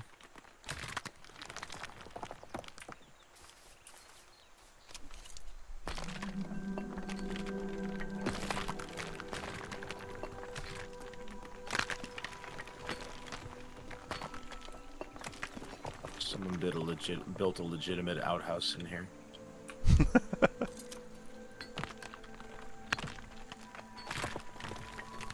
You can put the sign with the moon over the door. Nice. I respect.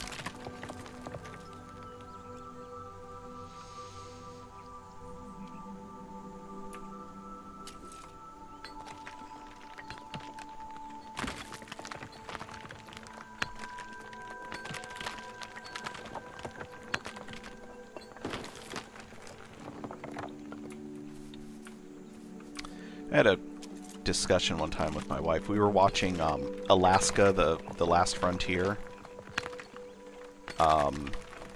and one of the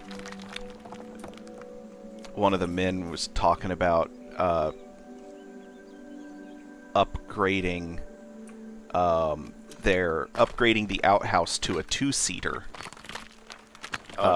Because he's like, you know, in the winter we have to worry about both grizzlies and polar bears, and the wife doesn't like to go to the toilet by herself at night, and also, like, it's just better to have another warm body in there so that you're not good, so that you don't have to worry about freezing to death while you're on the can. Understandable. It's like, but you don't really want an actual heat source in there, because winter is the only time that you can breathe properly in an outhouse, because instead of having a pool of poop beneath you, you have a poopsicle. And you don't want to melt the poopsicle. And my wife and I were talking about, like, whether or not we would put up with that if we lived out in the country, like whether or not I'd be okay with having a 2-seater outhouse. And I'm still on the fence about, like, if you know, if I have to deal with like actual winter, yes, I'm gonna want the body heat. But like otherwise, no. That's me time.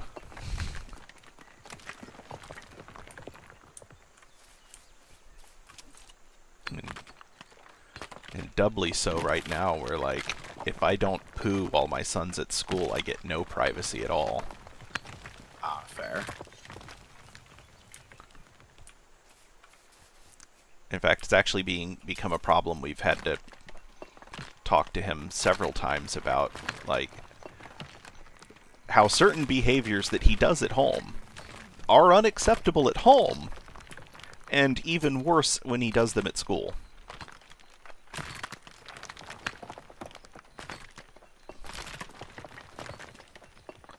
I mean, he's got to learn at some point. Yeah.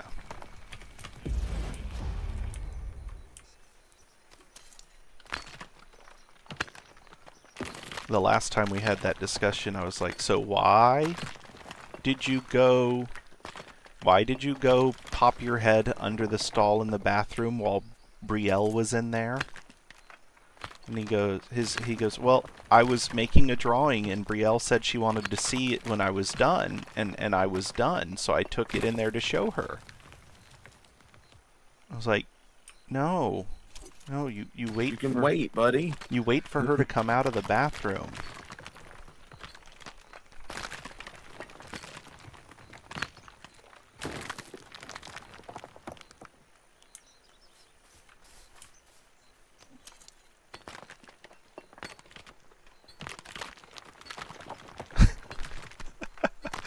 What's up?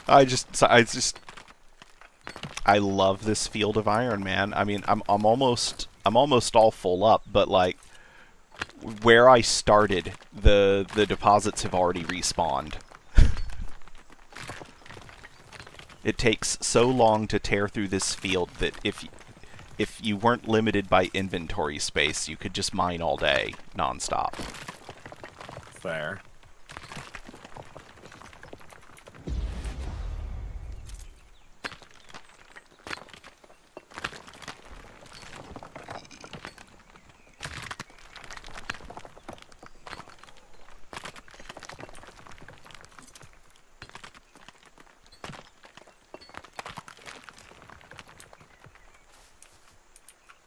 Oh, no, I don't need topaz.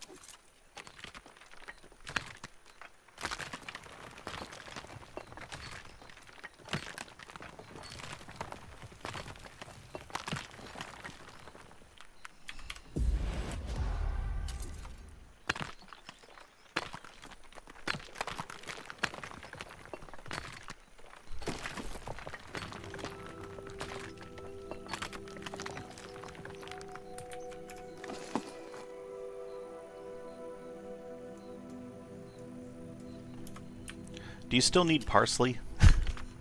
I mean, I'll definitely take it. Okay. I'll But if you but if you have a full inventory, don't fucking worry about it. I still have some left. No, I'm gonna reserve a spot and then go check a couple of places real quick before I head back, because I've got one slot left in my inventory, so... Fair. Like, I'm out here where we have confirmed it does exist. Yeah. And I have a few marked locations for it, so...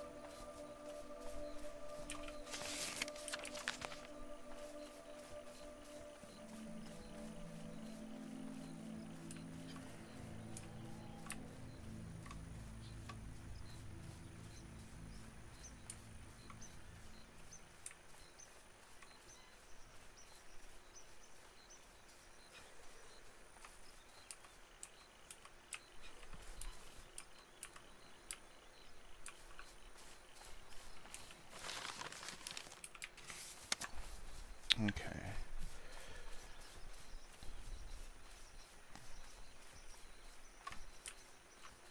That's not parsley. That's just set dressing.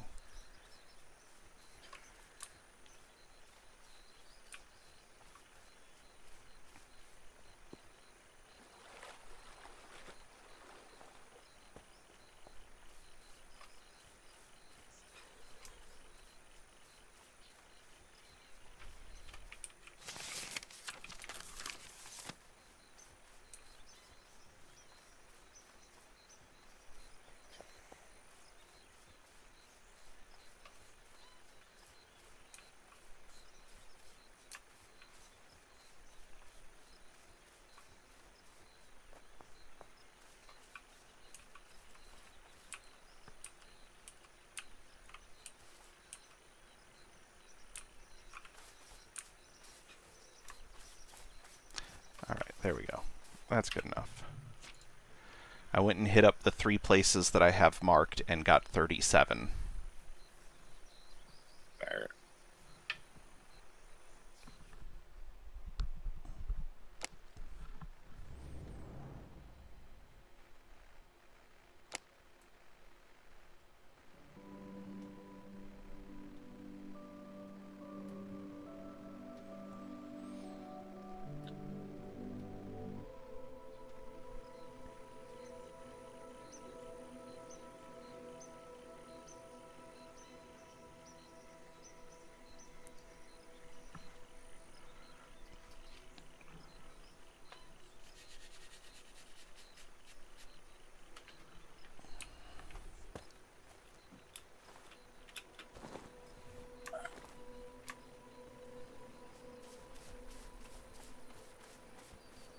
That was a good fall.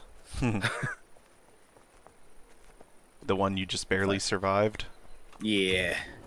1,300 damage from one fall. Yay. Out of my near 1,600 health. And this is why I keep my boosts on at any point when I'm traveling.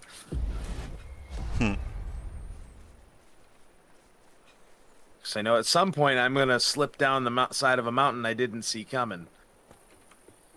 Oh, that is smart. Oh my god. What?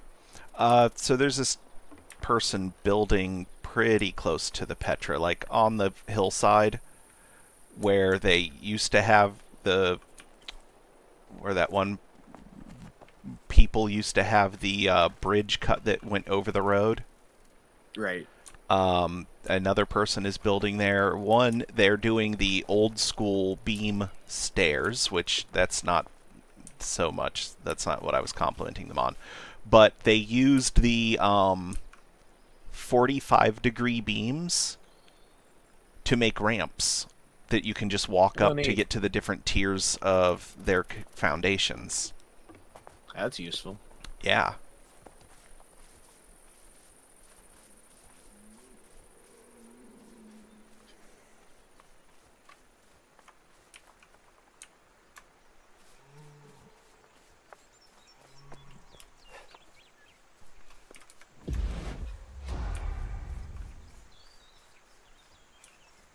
Badger! Oh, mushroom, mushroom.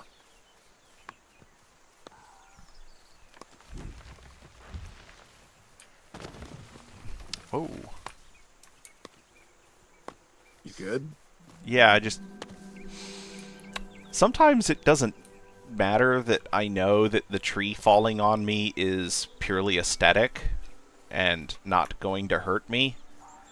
But Yeah. at the same time, it's rude that the game just decided to drop that person's tree on me. I had that happen last week while we were streaming. Fucking, I was walking by another player, and the tree came down in my face, and I'm like, oh! Just out of nowhere, an explosion of branches and leaves and dust. The guy wrote in the fucking public chat, like, I almost killed you with that tree. I'm like, fucking almost, man.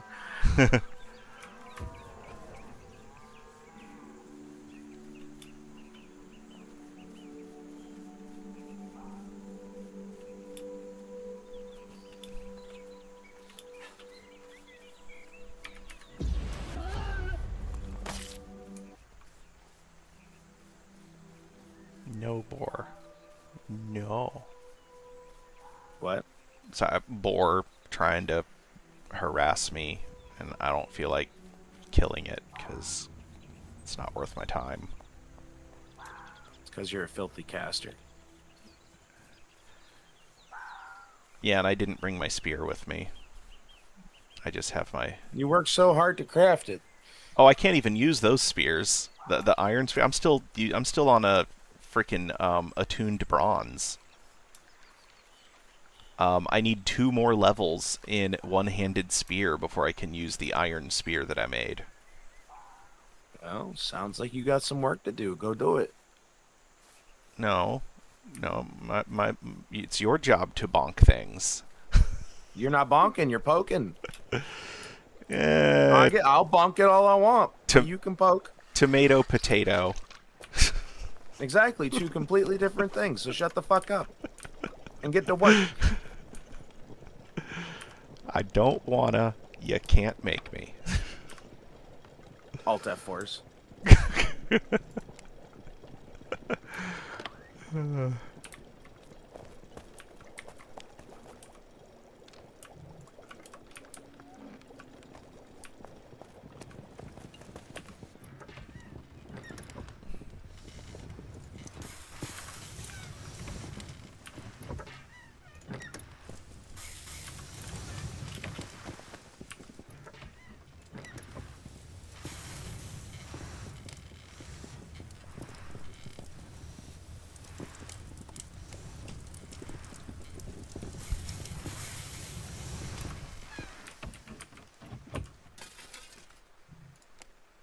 I sniped a badger. Didn't even mean to. I just happened to snipe a badger. Cool. I saw something like move a little bit on the horizon. I thought it was a deer poking over the top of the hill. It was a badger sitting on top of the hill.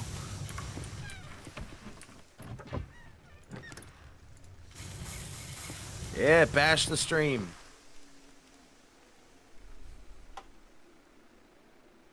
I installed that for y'all to have fun with it.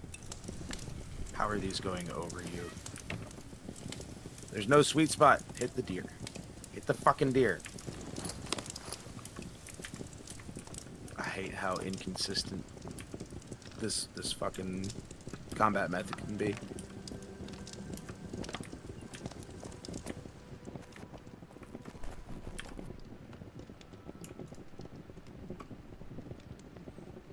Okay. I have spent too long with not doing charcoal production, and now charcoal It is time production to do all of it. charcoal production cannot keep up with demand. Flashback to the old 90s Deer Hunter games. Played too much. Fair. Yeah, Some of the light guns were iffy, especially the at-home ones sometimes.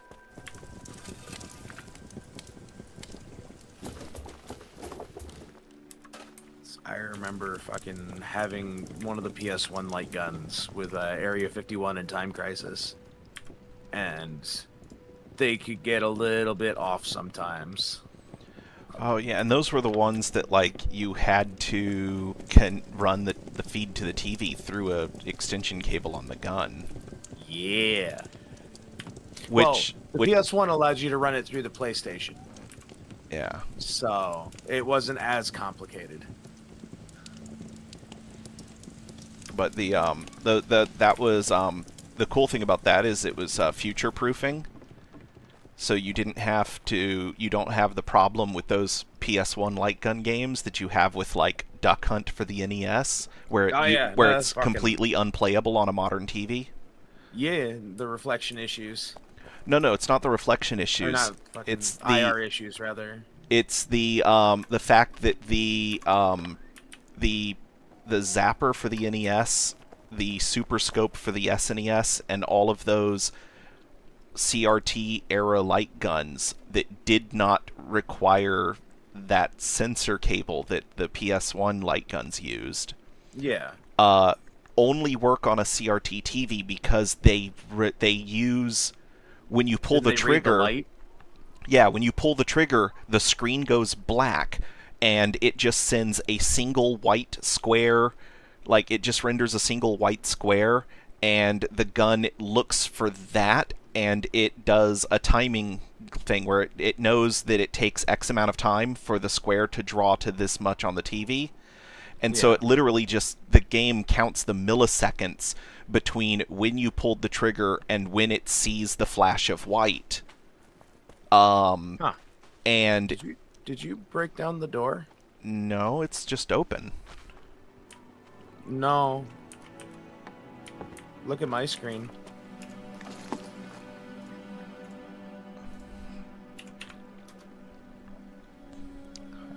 There am be no door for me. There am be no door for you. I can't walk through, but there am be no door for me. Here. Like, I know you closed it. I can see it on your side, but... That am terrible. Like, that is an interesting fucking problem. Oh, well, I'll keep the door open for you. Yeah, please. I mean, if I log out and log back in, it'll probably fix it, but I don't care enough right now. My fucking brain is fuzzy. I'm fucking sleepy.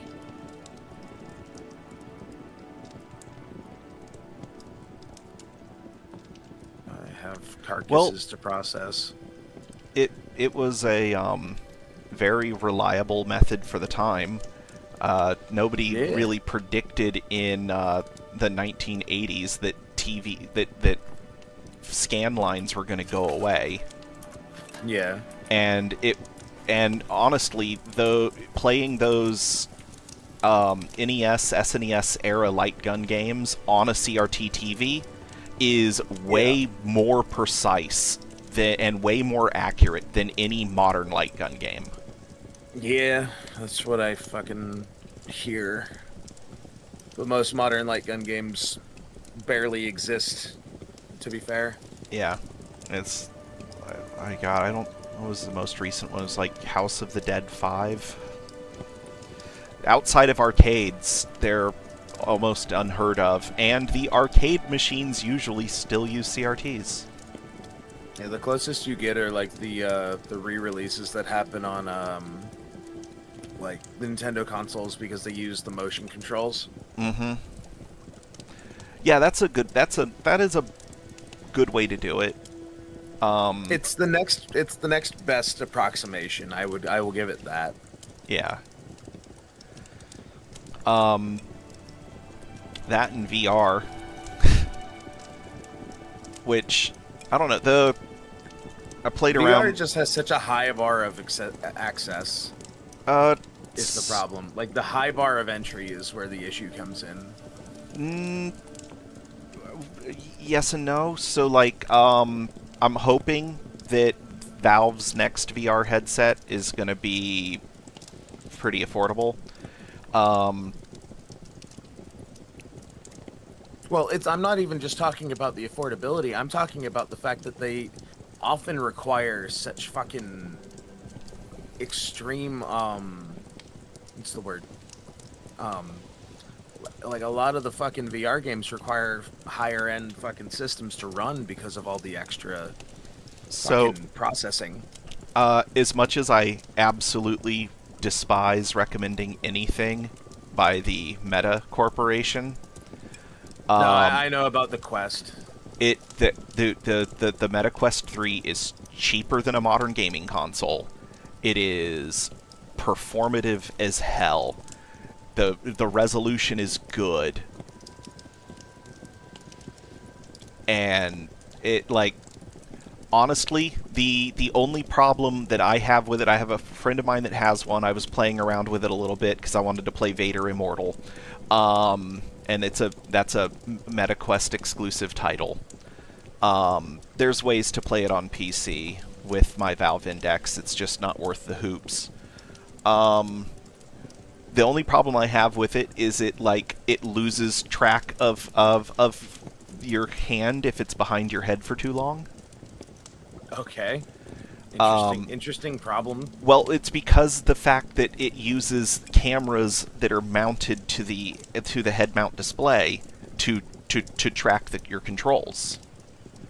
And it can't see directly behind your head. And so I was playing this one archery game, and I left my hand behind my head for too long because I was waiting to draw the arrow.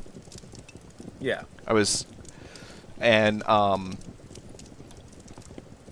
Yeah, it has no object permanence. I think my hand was behind my head for about 10 seconds before it just, decided to render my hand in front of my face. Fantastic. Because it lost track of where my hand was. I love it. And then I have the Valve Index, and I just have a 2 lighthouse setup, and yeah, it took me... I was going to say it took me a long time to figure out what my permanent setup is, but, it's still not a permanent setup. I have one of my lighthouses that's, bolted to the archway over the little alcove that my computer is in. And then the other is sitting on the top of the cabinet that's, sits on top of my wife's desk. Fair. And that one gets moved around occasionally. Which, anytime that my wife bumps her desk too hard and that lighthouse shifts a little bit, I have to go through and redo the whole room setup because it offsets the tracking. Fair.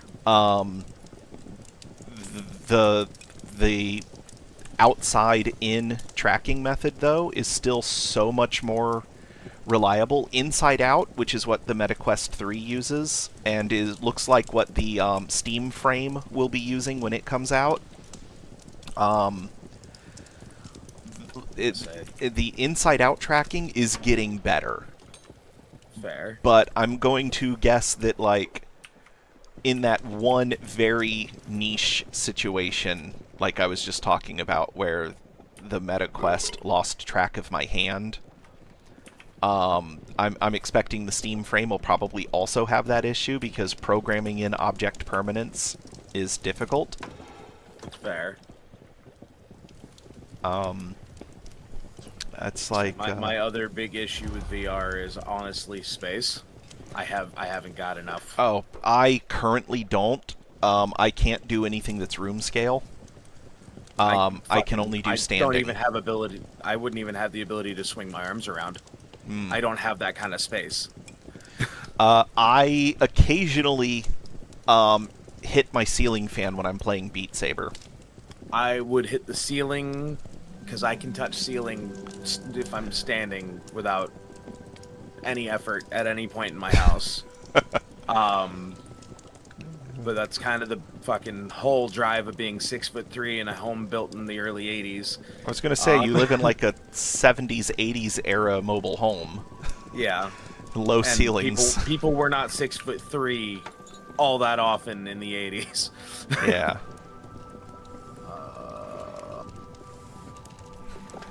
came in here for tools.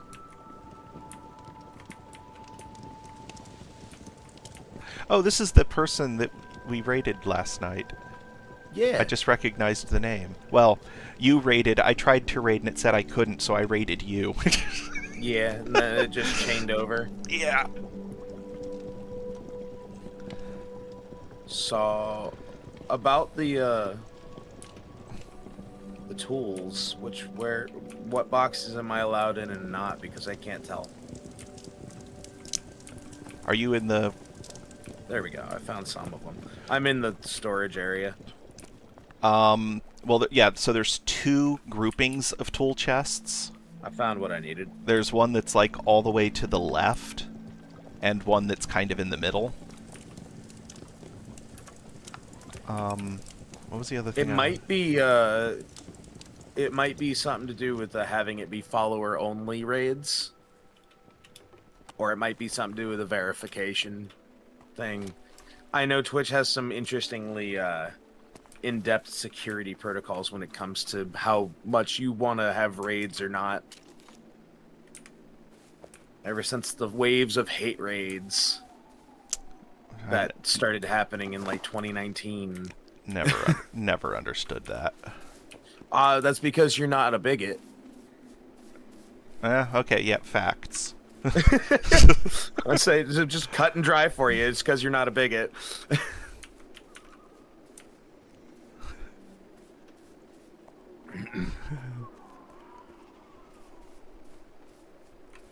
I forgot what the fuck I was doing.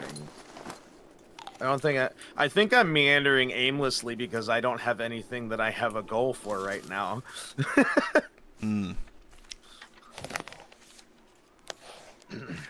Let's see if my shortcut still exists.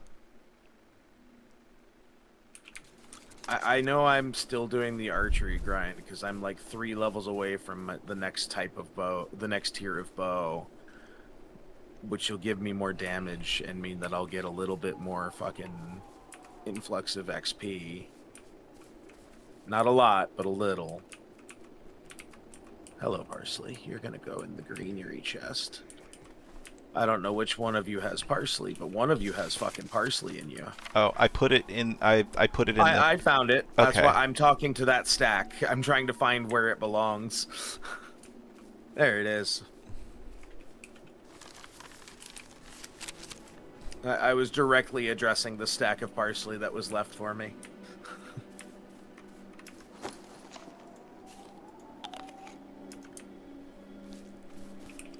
Okay, am I still heading the right way? Yeah, I should drop a flag, and then I know when I'm heading the right way. Do I have any more of this? I don't think I do.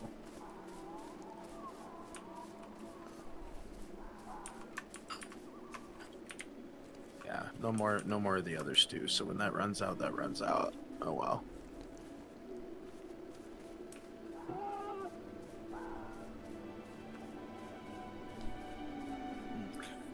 I'm gonna break out my iron arrows and I'm gonna go bother the fucking Inquisition. Oh, where was I? We were at some... My wife and I were at some, like, trade fair or something, like, where they sell, like, artisanal pickles, and I shouldn't say that with such a derogatory term because that's, like, one of my favorite things ever. But, like... Yeah, but the concept bougie, is also a little pompous. Bougie farmer's market. Yeah, That's yeah, what yeah. it was, like a bougie farmer's market in downtown Tampa. And somebody had a crock pot, and in the crock pot, the label on the crock pot was pickle stew. And my wife looks at that and she goes, "Isn't that the dad from Rugrats?" Yeah, in reverse. And I was yeah. like, "You got it backwards, but yeah." And she's like, "What?" And I was like, "It's stew pickles." But you're on the money. You're fucking pretty close to on the money. Yeah. Like, all the information was there. It was just in the other direction. I was like, I'm the one who's my ball occasionally out there. dyslexic. Well, that's not even dyslexic. That's just recollect. That's just word association recollection. Yeah.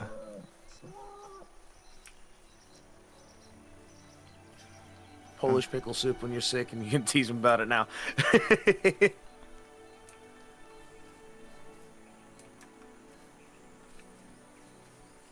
I am in fact headed the right way. He makes stew pickles.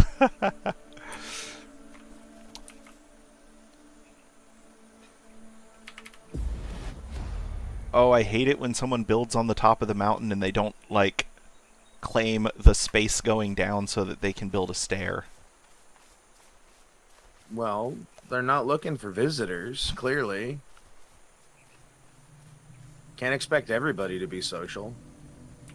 Yeah, can't expect everybody to be social in the social sandbox game. I mean, I talked to you and maybe two other people. And I'm dead. How did you die? Are you not dead? No, I'm dead. Not yet. No, I'm dead. Oh, there it goes. The UI hadn't caught up yet. I fell That's from a unfortunate. very great height trying to I mean, you're still in Oven. You didn't lose anything. yeah. Yeah, who needs a no trespassing sign? Just fuck stairs.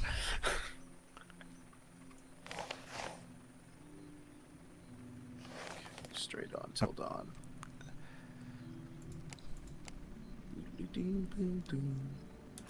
Alright. Well, my corpse marker can stay there until it despawns. You only have to contend with it for half an hour.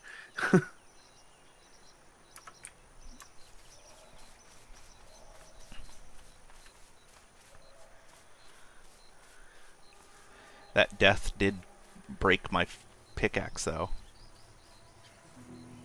You can make it go away. It's just if you don't have anything on it, it's just a shiny marker for a few hours. Yeah, it doesn't matter if you die in a peaceful area. Yeah, the only place it'd be an issue is it's just the fucking PvP zone, right? Well, no, if you die in the wilds, you do have to Is make it the your wilds corpse run. too? Yeah. Okay. No one else. I wasn't sure. No one else can loot your corpse when you die in the wilds, but you lose stuff. But you have to go reclaim all your crap. Understandable. But when you die in a home valley, you keep your loot.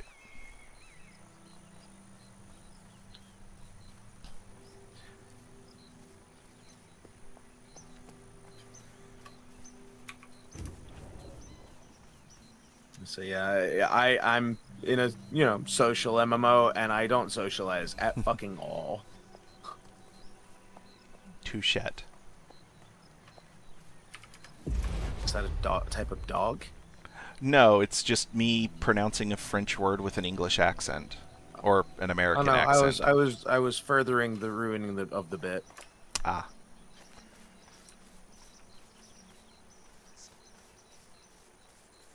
Hello, goat. Smack.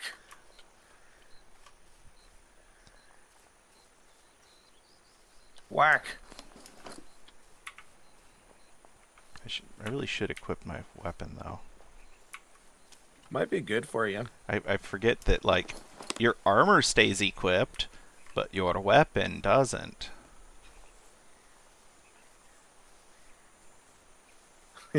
No, I don't. The only MMO I've ever played alone was RuneScape, and that's because it's old, like, nostalgia above all for that one for me. I don't know. I kind of Otherwise, played. I really don't even play MMOs outside of this one at this point because I haven't touched RuneScape in forever. I kind of Oh played. yeah, Destiny does technically count, doesn't it? I always forget that. I used to play Destiny. Then I started to really hate it. I got into Destiny 2 too late because I pissed off Activision. Because I filed a lawsuit against them. And because Bungie was like, we didn't want to do Destiny 2, we wanted everything to just be one game, but Activision is making us do Destiny 2 to fix the quote-unquote problems that exist with Destiny.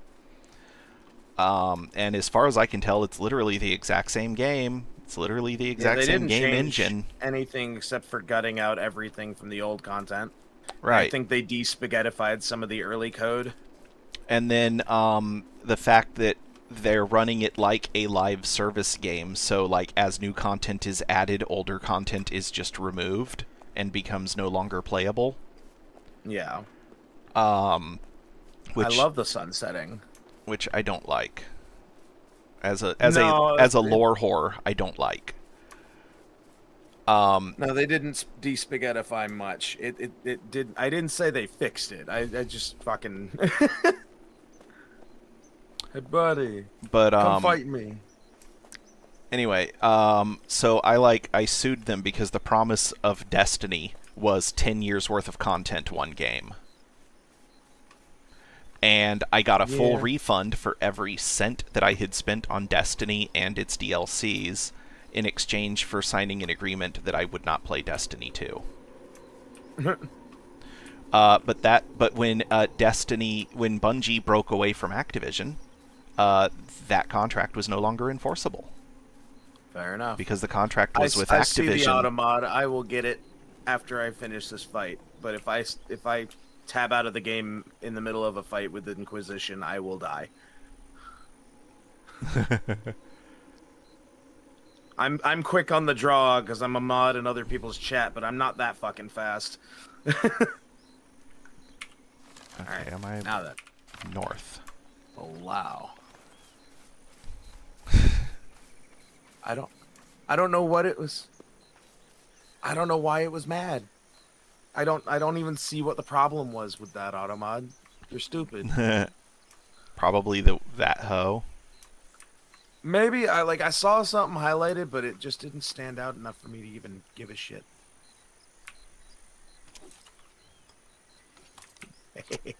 Hey, guess how smart I am? Not very usually. Right. So I came out here to mine granite. I left my wrought iron pickaxe. I'm on fire. Stop lighting me on fire. So I guess I'm already out Fucking here. mage.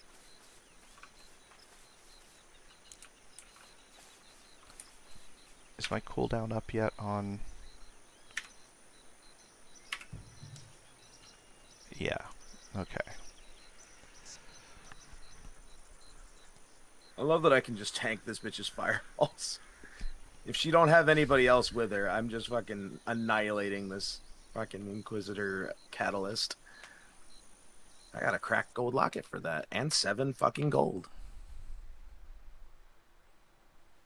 Irresponsibly died so many times in games alt tabbing to mod. Yeah.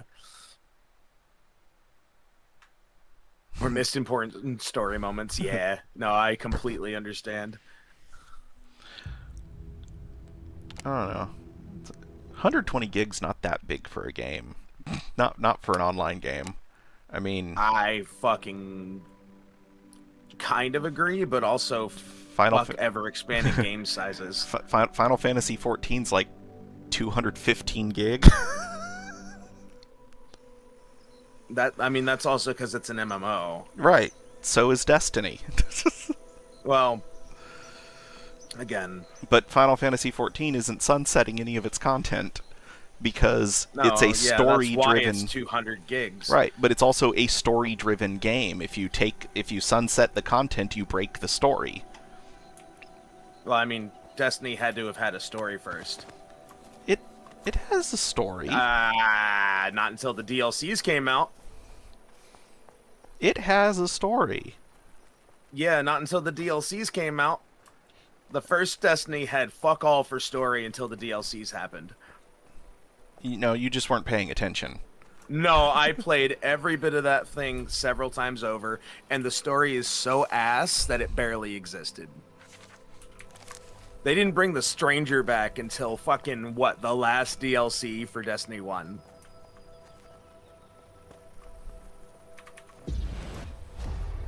There were so many plot threads that they were like, fuck that. Well, again, they were setting up for 10 years worth of story. No, that was just lazy, shitty writing. There is a difference.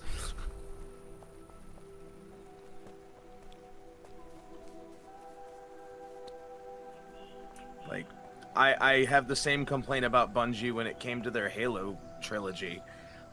A lot of the later stage of that game, that trilogy, is lazy, shitty writing. Specifically pointing at Halo 3. Yeah. We kill off two semi-main characters because we couldn't think of another way to advance the plot. That's the only reason Miranda and Johnson die. Well, I mean, they kill off someone every game. Yeah, but they had plot relevancy to be killed off. Keys made sense. Yeah. Fucking. Then you look at Johnson didn't have to die for the fucking plot, but that's the only way they advanced it. Same thing, Miranda. It was such a fucking letdown for no reason. Like, Reach at least had some substance again, it being one of the last Bungie entries. Yeah, Reach is good. Reach is the last good Halo game.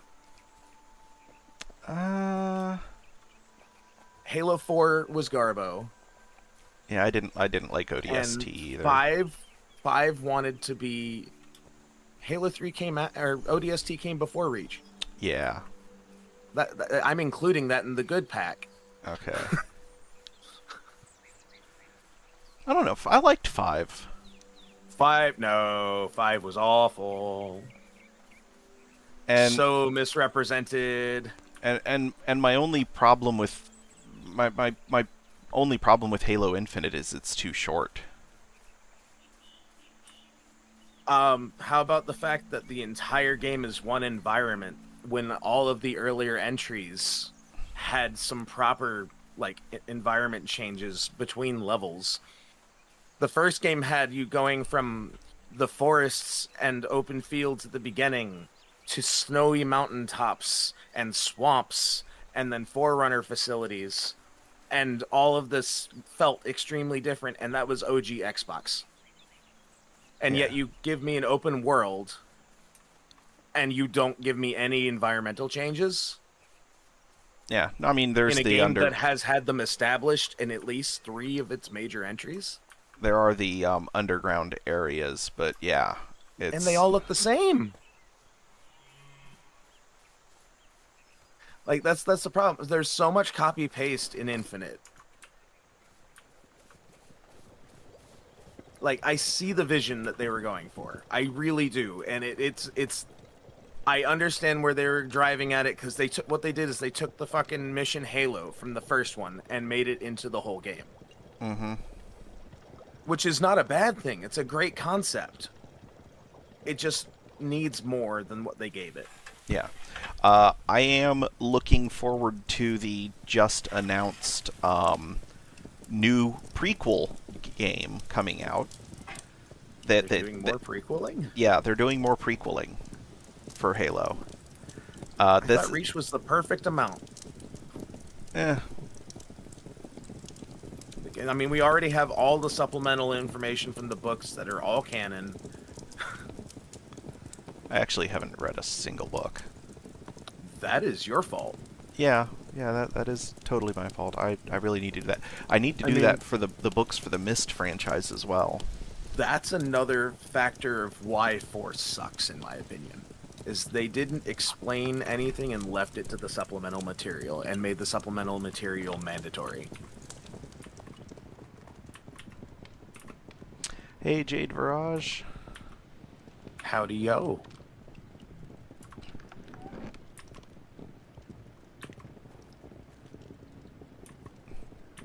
My most loyal lurker. Hell yeah.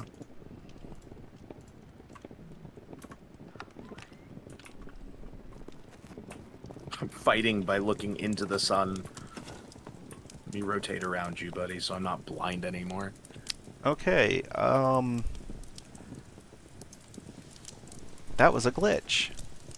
The leatherworking table appearing white to me was a bug. It wasn't like the texture wasn't completely removed because it still had like it didn't have the pock marks or the scarring from the tool marks on the table, but it had Yeah. like the blood stains. The most effective way to fight: stare directly into the Daystar. Exactly. I got 2 suede leather for free out of that. But now I'm back and I'm looking at the table and it has tool marks all over the wood, and the wood is wood colored, not white. Well, that sounds about right. So Sounds like what it's supposed to look like. yeah. You said you're back at the house? Game that wasn't ready to be taken out of early access still isn't ready to be taken out of early access. No shit. This game should have had another few hours to cook in the oven. But yes, I am back at the house. Cool. And I'm gonna use you as my fucking marker on the fucking map to get back to the house right now, instead of using the map constantly.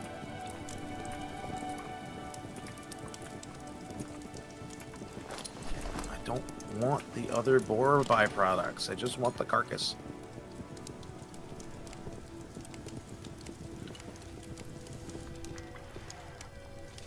Alright, piggies. Come on, piggies. Swing!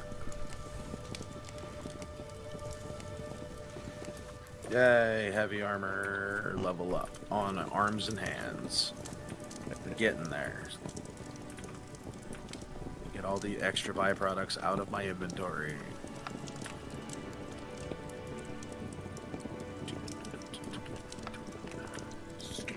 Speaking of byproducts, do you have any tallow?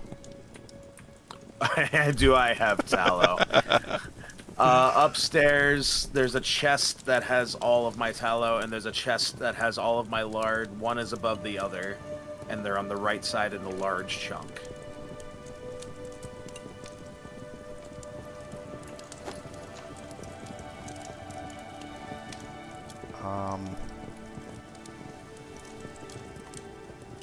You know, the No. larger set of 2 stacks of chests Yeah. on the right side.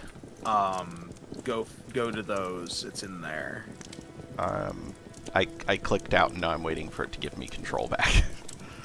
There we go. Shame on you.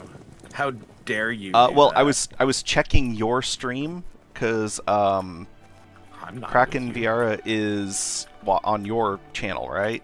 So, and she's like, because I think we're only seeing Bob's. No, you're only I seeing don't know his. how. You're only seeing mine. That's me with the bow and arrow. Neither one of us have any kind of picture-in-picture setup.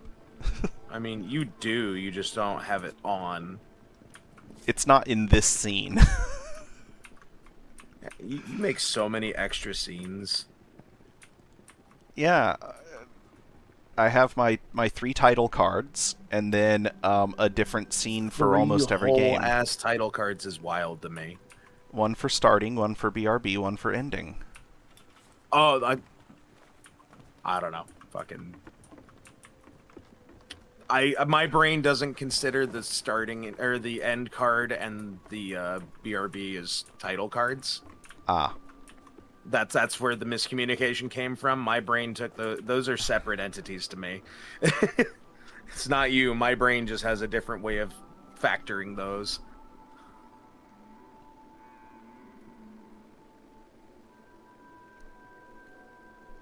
Well, we're running 2 separate streams with shared chat.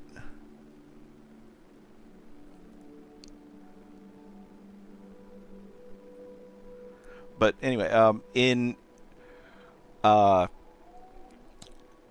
television production lingo, those are all title cards. Anything that is just a scene with text on it is a title card in TV production lingo. That's fair. I'm not a producer. Me neither, I but have my own shit. But I grew up on set for Thunder in Paradise. So I kind of grew up in the TV industry. I wasn't on the show. I never had any screen time. I was behind the scenes 100% of the time, just hanging out with Hogan. I'm sorry. Well, he was cool back then. Probably not. He was probably still as much of a bigot. You just were too young to catch it. And it, well, I think Andre the Giant kept him in check a lot until he died. Because Andre the Giant was like good man wrestlers. Yeah. Yeah. He was a gentle giant is the name of the fucking game with him. Called everybody boss. Yep.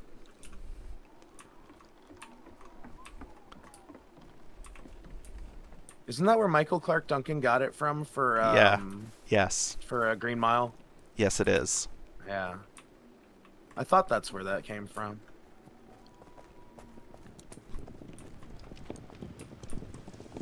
Speaking of another major loss of a giant man. Yeah, well, gigantism is a horrible stress on the body. Did Michael Clark Duncan have giantism? Or gigantism? I thought he was just large. He might have just been large. I don't know. Andre the Giant obviously had gigantism. No, absolutely, yeah. Same with Matthew McGorry. The guy who played Tiny for Devil's Rejects and House of a Thousand Corpses. You know, that would be really cool, Kraken. There are so many good documentaries out there about him.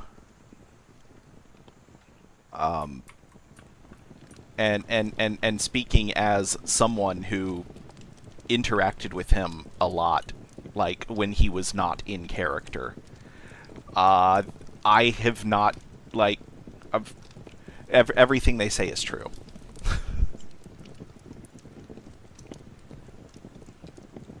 He's one of the few people from my childhood who are currently deceased that I horribly miss, and the world is a poorer place for the loss of him.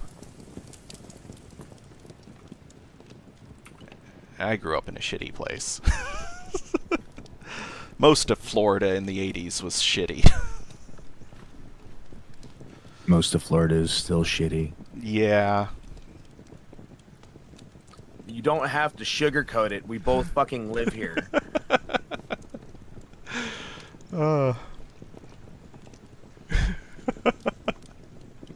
It's like trying to hide it like I'm not aware.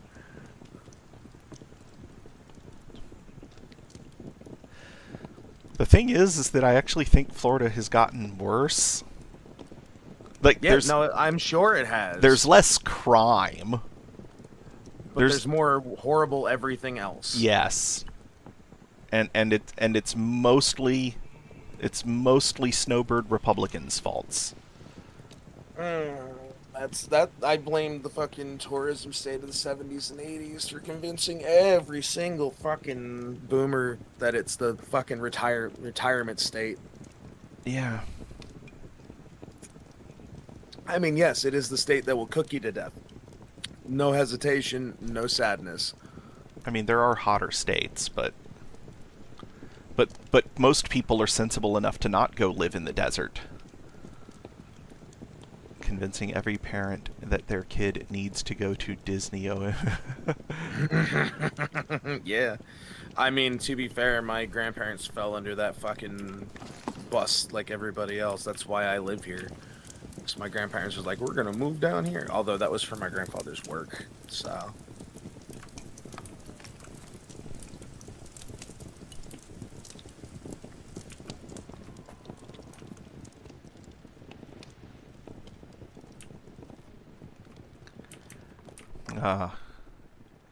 I have a friend of mine who lived for 13 years in central Michigan, and moved to Florida because, to quote him, I spent 13 years living in Michigan. I spent 13 years living in Michigan working an outdoor daytime job and never once saw the sun. That tracks. And I was like, and I was listening to him voicing this as a complaint and was like, I've lived my entire life in Florida. I hate the sun. I would love to go 13 years of being outdoors and never all day and not seeing the sun. Yeah, I would give anything for the sun to be like permanently obfuscated from Florida. That person is the only person I will allow to retire to Florida. It's like at that point they might have earned it. Yeah, I will take 50 over the 90 it is today. Is it 90 here? Oh, It is in Lakeland. 91. My and my because my entire neighborhood is all of the houses are divided by completely solid privacy fences. Like board to board, no air gaps, no pass through. There's no breeze that blows through the backyards in this neighborhood. My backyard on average is 4 degrees hotter than my front yard. That doesn't surprise me. I never run the heat. I've turned on space heaters in this place when it hits the fucking 40s, but that's about as far as it goes. Accidentally drilling holes in everyone's privacy fences for the airflow. I was gonna install a trellis.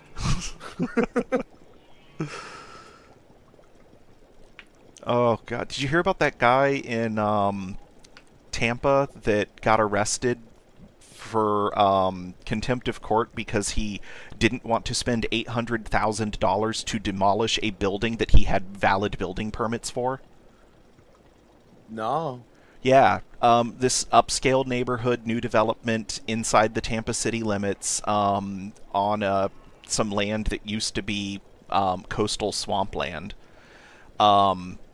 This guy owns like 5 lots in this neighborhood. Had a couple of them undivided, so that he could have a bigger house in this already very upscale neighborhood. Yeah. And on his biggest lot, which is a weird V-shaped lot, he wanted to put in a swimming pool, a pickleball court, and a 2-story guest house. Oh, jeez. And he went to City of Tampa.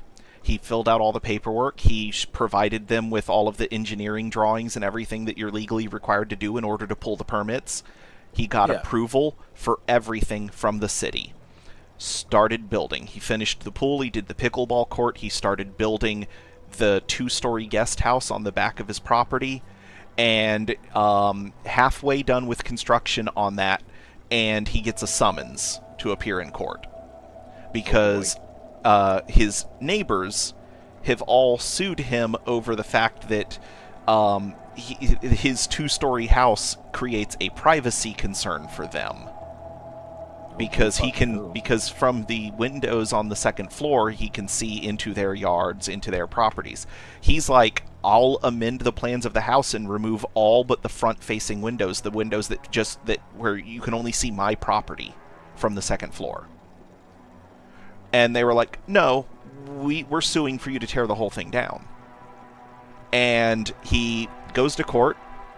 The court rules in favor of his neighbors and their privacy concerns and their sky rights. The fact that his 2-story house blocks their view of like the surrounding area. Not that there's anything to see. Tampa is flat.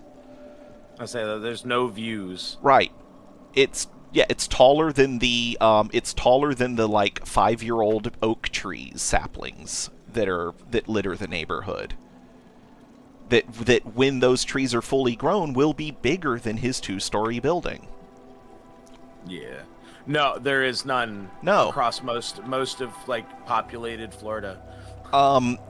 Even on a night with a new moon, in Tampa, you're lucky to see like the 4 corner stars of the Orion constellation. Yeah. And that's about it. The North Star, if you're not south of the prison. You might be able to catch on a good night. You'll be able to see like Orion's belt. Yeah. And that's like best case scenario shit. But anyway, so anyway, the courts are like all of the construction, not just the two-story house. They're like everything on those City of Tampa permits needs to go. And he was like, I'm not demolishing anything, I'm filing an appeal. And the judge was like, you have 3 weeks to begin demolition, or I'm holding you in contempt. And he's like, his lawyer's like, if my client demolishes his house, that completely defeats the purpose of the appeal. And it's not just the house. The swimming pool and the pickleball court, which the neighbors can't even see, are part of the demolition order from the court. Yeah. And those are finished. And the guy's like, it's going to cost me more to demolish this than it cost me to build it. And my standpoint, as just Joe Blow on the street, having nothing to do with it. I mean, I don't even live in City of Tampa, but like, just as I consider myself to be a reasonable person. And my thoughts on this are, if the neighbors are the ones that have the problem, they should have to pay for the demolition. I agree. He had legal permits to build this. It's also, having worked in the bureaucracy, because I've done literally every job that doesn't require a specialized degree.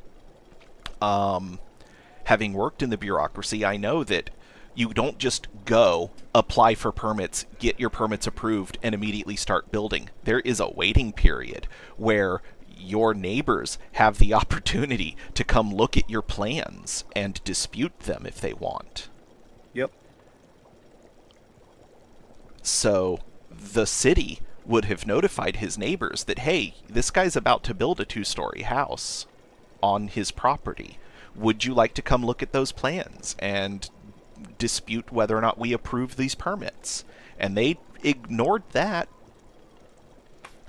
So yeah, no, they should be on the foot for that demolition bill. But also, Absolutely. He shouldn't have to demolish it anyway, because he had legal permits. Yeah. Yeah, they waited until it was halfway built to complain. And he's been more than halfway, to be honest. Yeah, the exterior of because the swimming pool and the pickleball court were finished, and the guest house was about halfway built. It's like completely framed up, and it has the first floor exterior walls are finished, and the second floor exterior walls have sheathing on them. Yeah. And the roof is done. And so, fucking wild. Yeah, freaking insane. And I'm like, man, I'm just like glad I don't live in that neighborhood. Oh, I would have done killed everybody by now. So people think I hate them. The worst problem. A lot of people think I'm antisocial now. You put me in an HOA and I am actually going to prison. Yeah, I'm lucky that I live in the one subdivision in my community that's not part of the HOA. I know me, and I know how I will react, and eventually I will just take the 12 gauge to the neighbor's house, and they will not come back out, but I will. My when my wife and I were house hunting, before she was my wife, yeah, we at first, because I'm cheap, I tried to do everything by myself, but like I would call the listing agents for the houses that we wanted to look at, and nobody would give me the time of day. Mm-hmm. And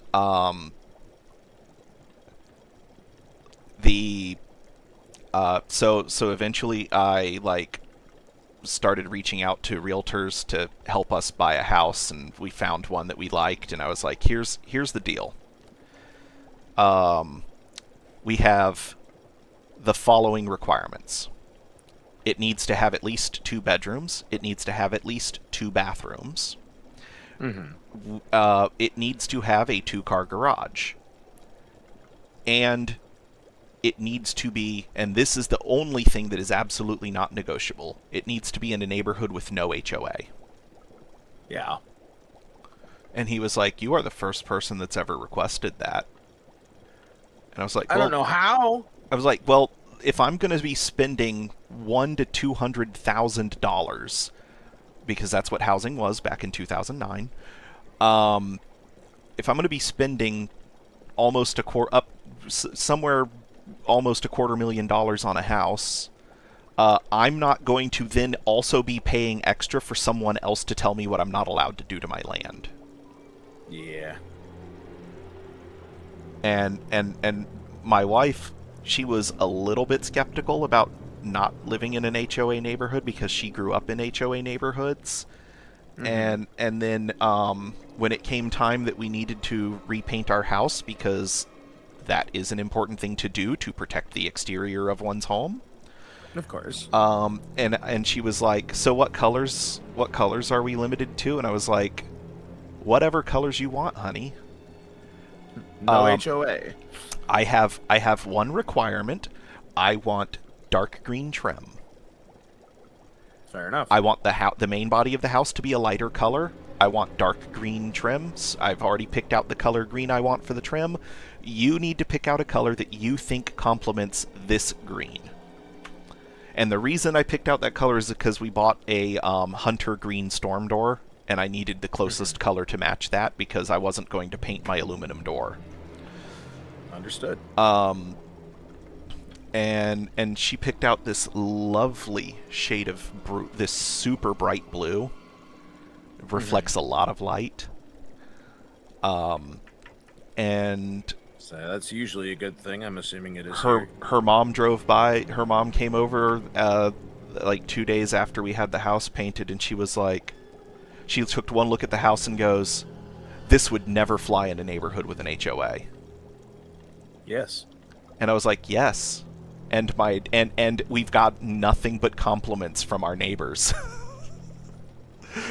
Our neighbors who all have houses that look like they would belong in an HOA neighborhood. No, the only problem we've ever had with any of our neighbors is one of the houses, like if I'm standing in my front door facing the street, the house that is on my right is a rental property. And the people who rent that house, they are wonderful. They are among the best neighbors I've ever had. And they have been renting that house since about 2 years after the wife and I bought this place. But their landlord is an asshole. He is the absolute jerk. And Love it. And like 10 years ago, there's this. Okay, so there's a camphor tree that grows between our houses. Its roots are damaging my foundation. Its branches are damaging the roof of that house. Wonderful. The branches are rubbing on the roof and pull every time the wind blows. It knocks tiles off the roof. Oh, awesome. I call the landlord up and I say, "Hey, this is an ongoing issue. You've already been out here like 4 times. You've already had people out here like 4 times to fix the tile on the roof. Yeah. I own a chainsaw. I worked 5 years for a tree service.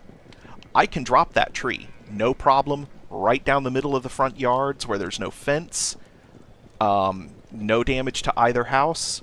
And if I cause any damage to the property, I've already talked to my homeowner's insurance. If by chance the tree does not fall the way I want it to and it damages your house, my homeowner's insurance will pay to fix it." And Fair enough. and his response was, "No, I'm just going to prune the branches away from the roof." I'm like, "You're going to pay your guys to do that when I'm offering to get rid of the tree for free and provide a permanent solution to the problem." Yeah, that sounds about right. Yeah. Then 5 years ago, my son is born. When my son starts walking, my wife's like, "Let's let him go play out in the backyard." We then very quickly discover that he is allergic to Brazilian pepper. Which is a plant that the state of Florida used to pay you to remove from your property. There's a Brazilian pepper plant that grows in the back corner of that neighbor's property. It overhangs the fence. This is how we discovered that my son is allergic to Brazilian pepper. Fair. I cut the whole thing back to the fence line, which is as far as I'm legally allowed to cut it. Mm-hmm. I call the landlord, and I say, listen, I need you to let me do this. I will pay you to let me do this. But I need to go onto your property. I've already talked to your tenants. They are okay with it. They don't like that plant being there either. And I need to kill that Brazilian pepper plant that is growing in the back corner of the property, that's growing over the fences and is a nuisance to all 3 of the neighbors that you share a fence line with there. Mm-hmm. My son is allergic. I want him to be able to play in our backyard, and I don't want to have to go out there every day, cut back the branches, and clean up all of the leaf litter and stuff so that my son does not get exposed to this plant that he's allergic to. Yeah. Thankfully, he's not allergic to the pollen. Yeah. I'm like, it's a safety issue for my child, and I will pay you. If you say, I will give you $1,000 to let me cut this tree out. No. I'll give you $2,000. No. $5,000. You can stop. I'm not letting you take that. I'm not letting you take out that Brazilian pepper. I love the little red berries. Love it. Yeah. Fantastic. I Yeah. mean, landlords are leeches anyways, so... Yeah. On that note, we're gonna go ahead and wrap up stream. That's a good idea. I've just been standing here staring at a workbench this entire time anyway. While you were in the middle of that story, I moved back over to the table because I hit a natural stopping point. So, I will catch everybody in about 3.5 hours for Hunt Showdown with Gil. And Until then, let me see if we can find someone worth raiding. I'm assuming that the Dice Man is still on the road? Seems to be. I think he's got 1 more month. Okay. So then tomorrow will be more of Don't Starve Together? Don't Starve, yeah. Awesome. Thanks for hanging out with us, Kraken. Yeah, And Jade Virage, if you're still there. Always appreciate the lurk. Yeah.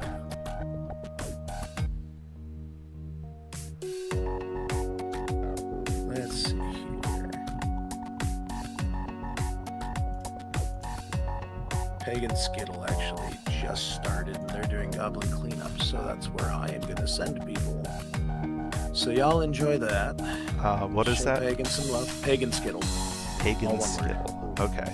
I have Watchers, so I have more than I thought. I only knew about... Alright, well, my countdown is started. I will see everyone in about 3.5 hours. Y'all take it easy. And thanks for the Thank you follow, hanging, Kraken. folks.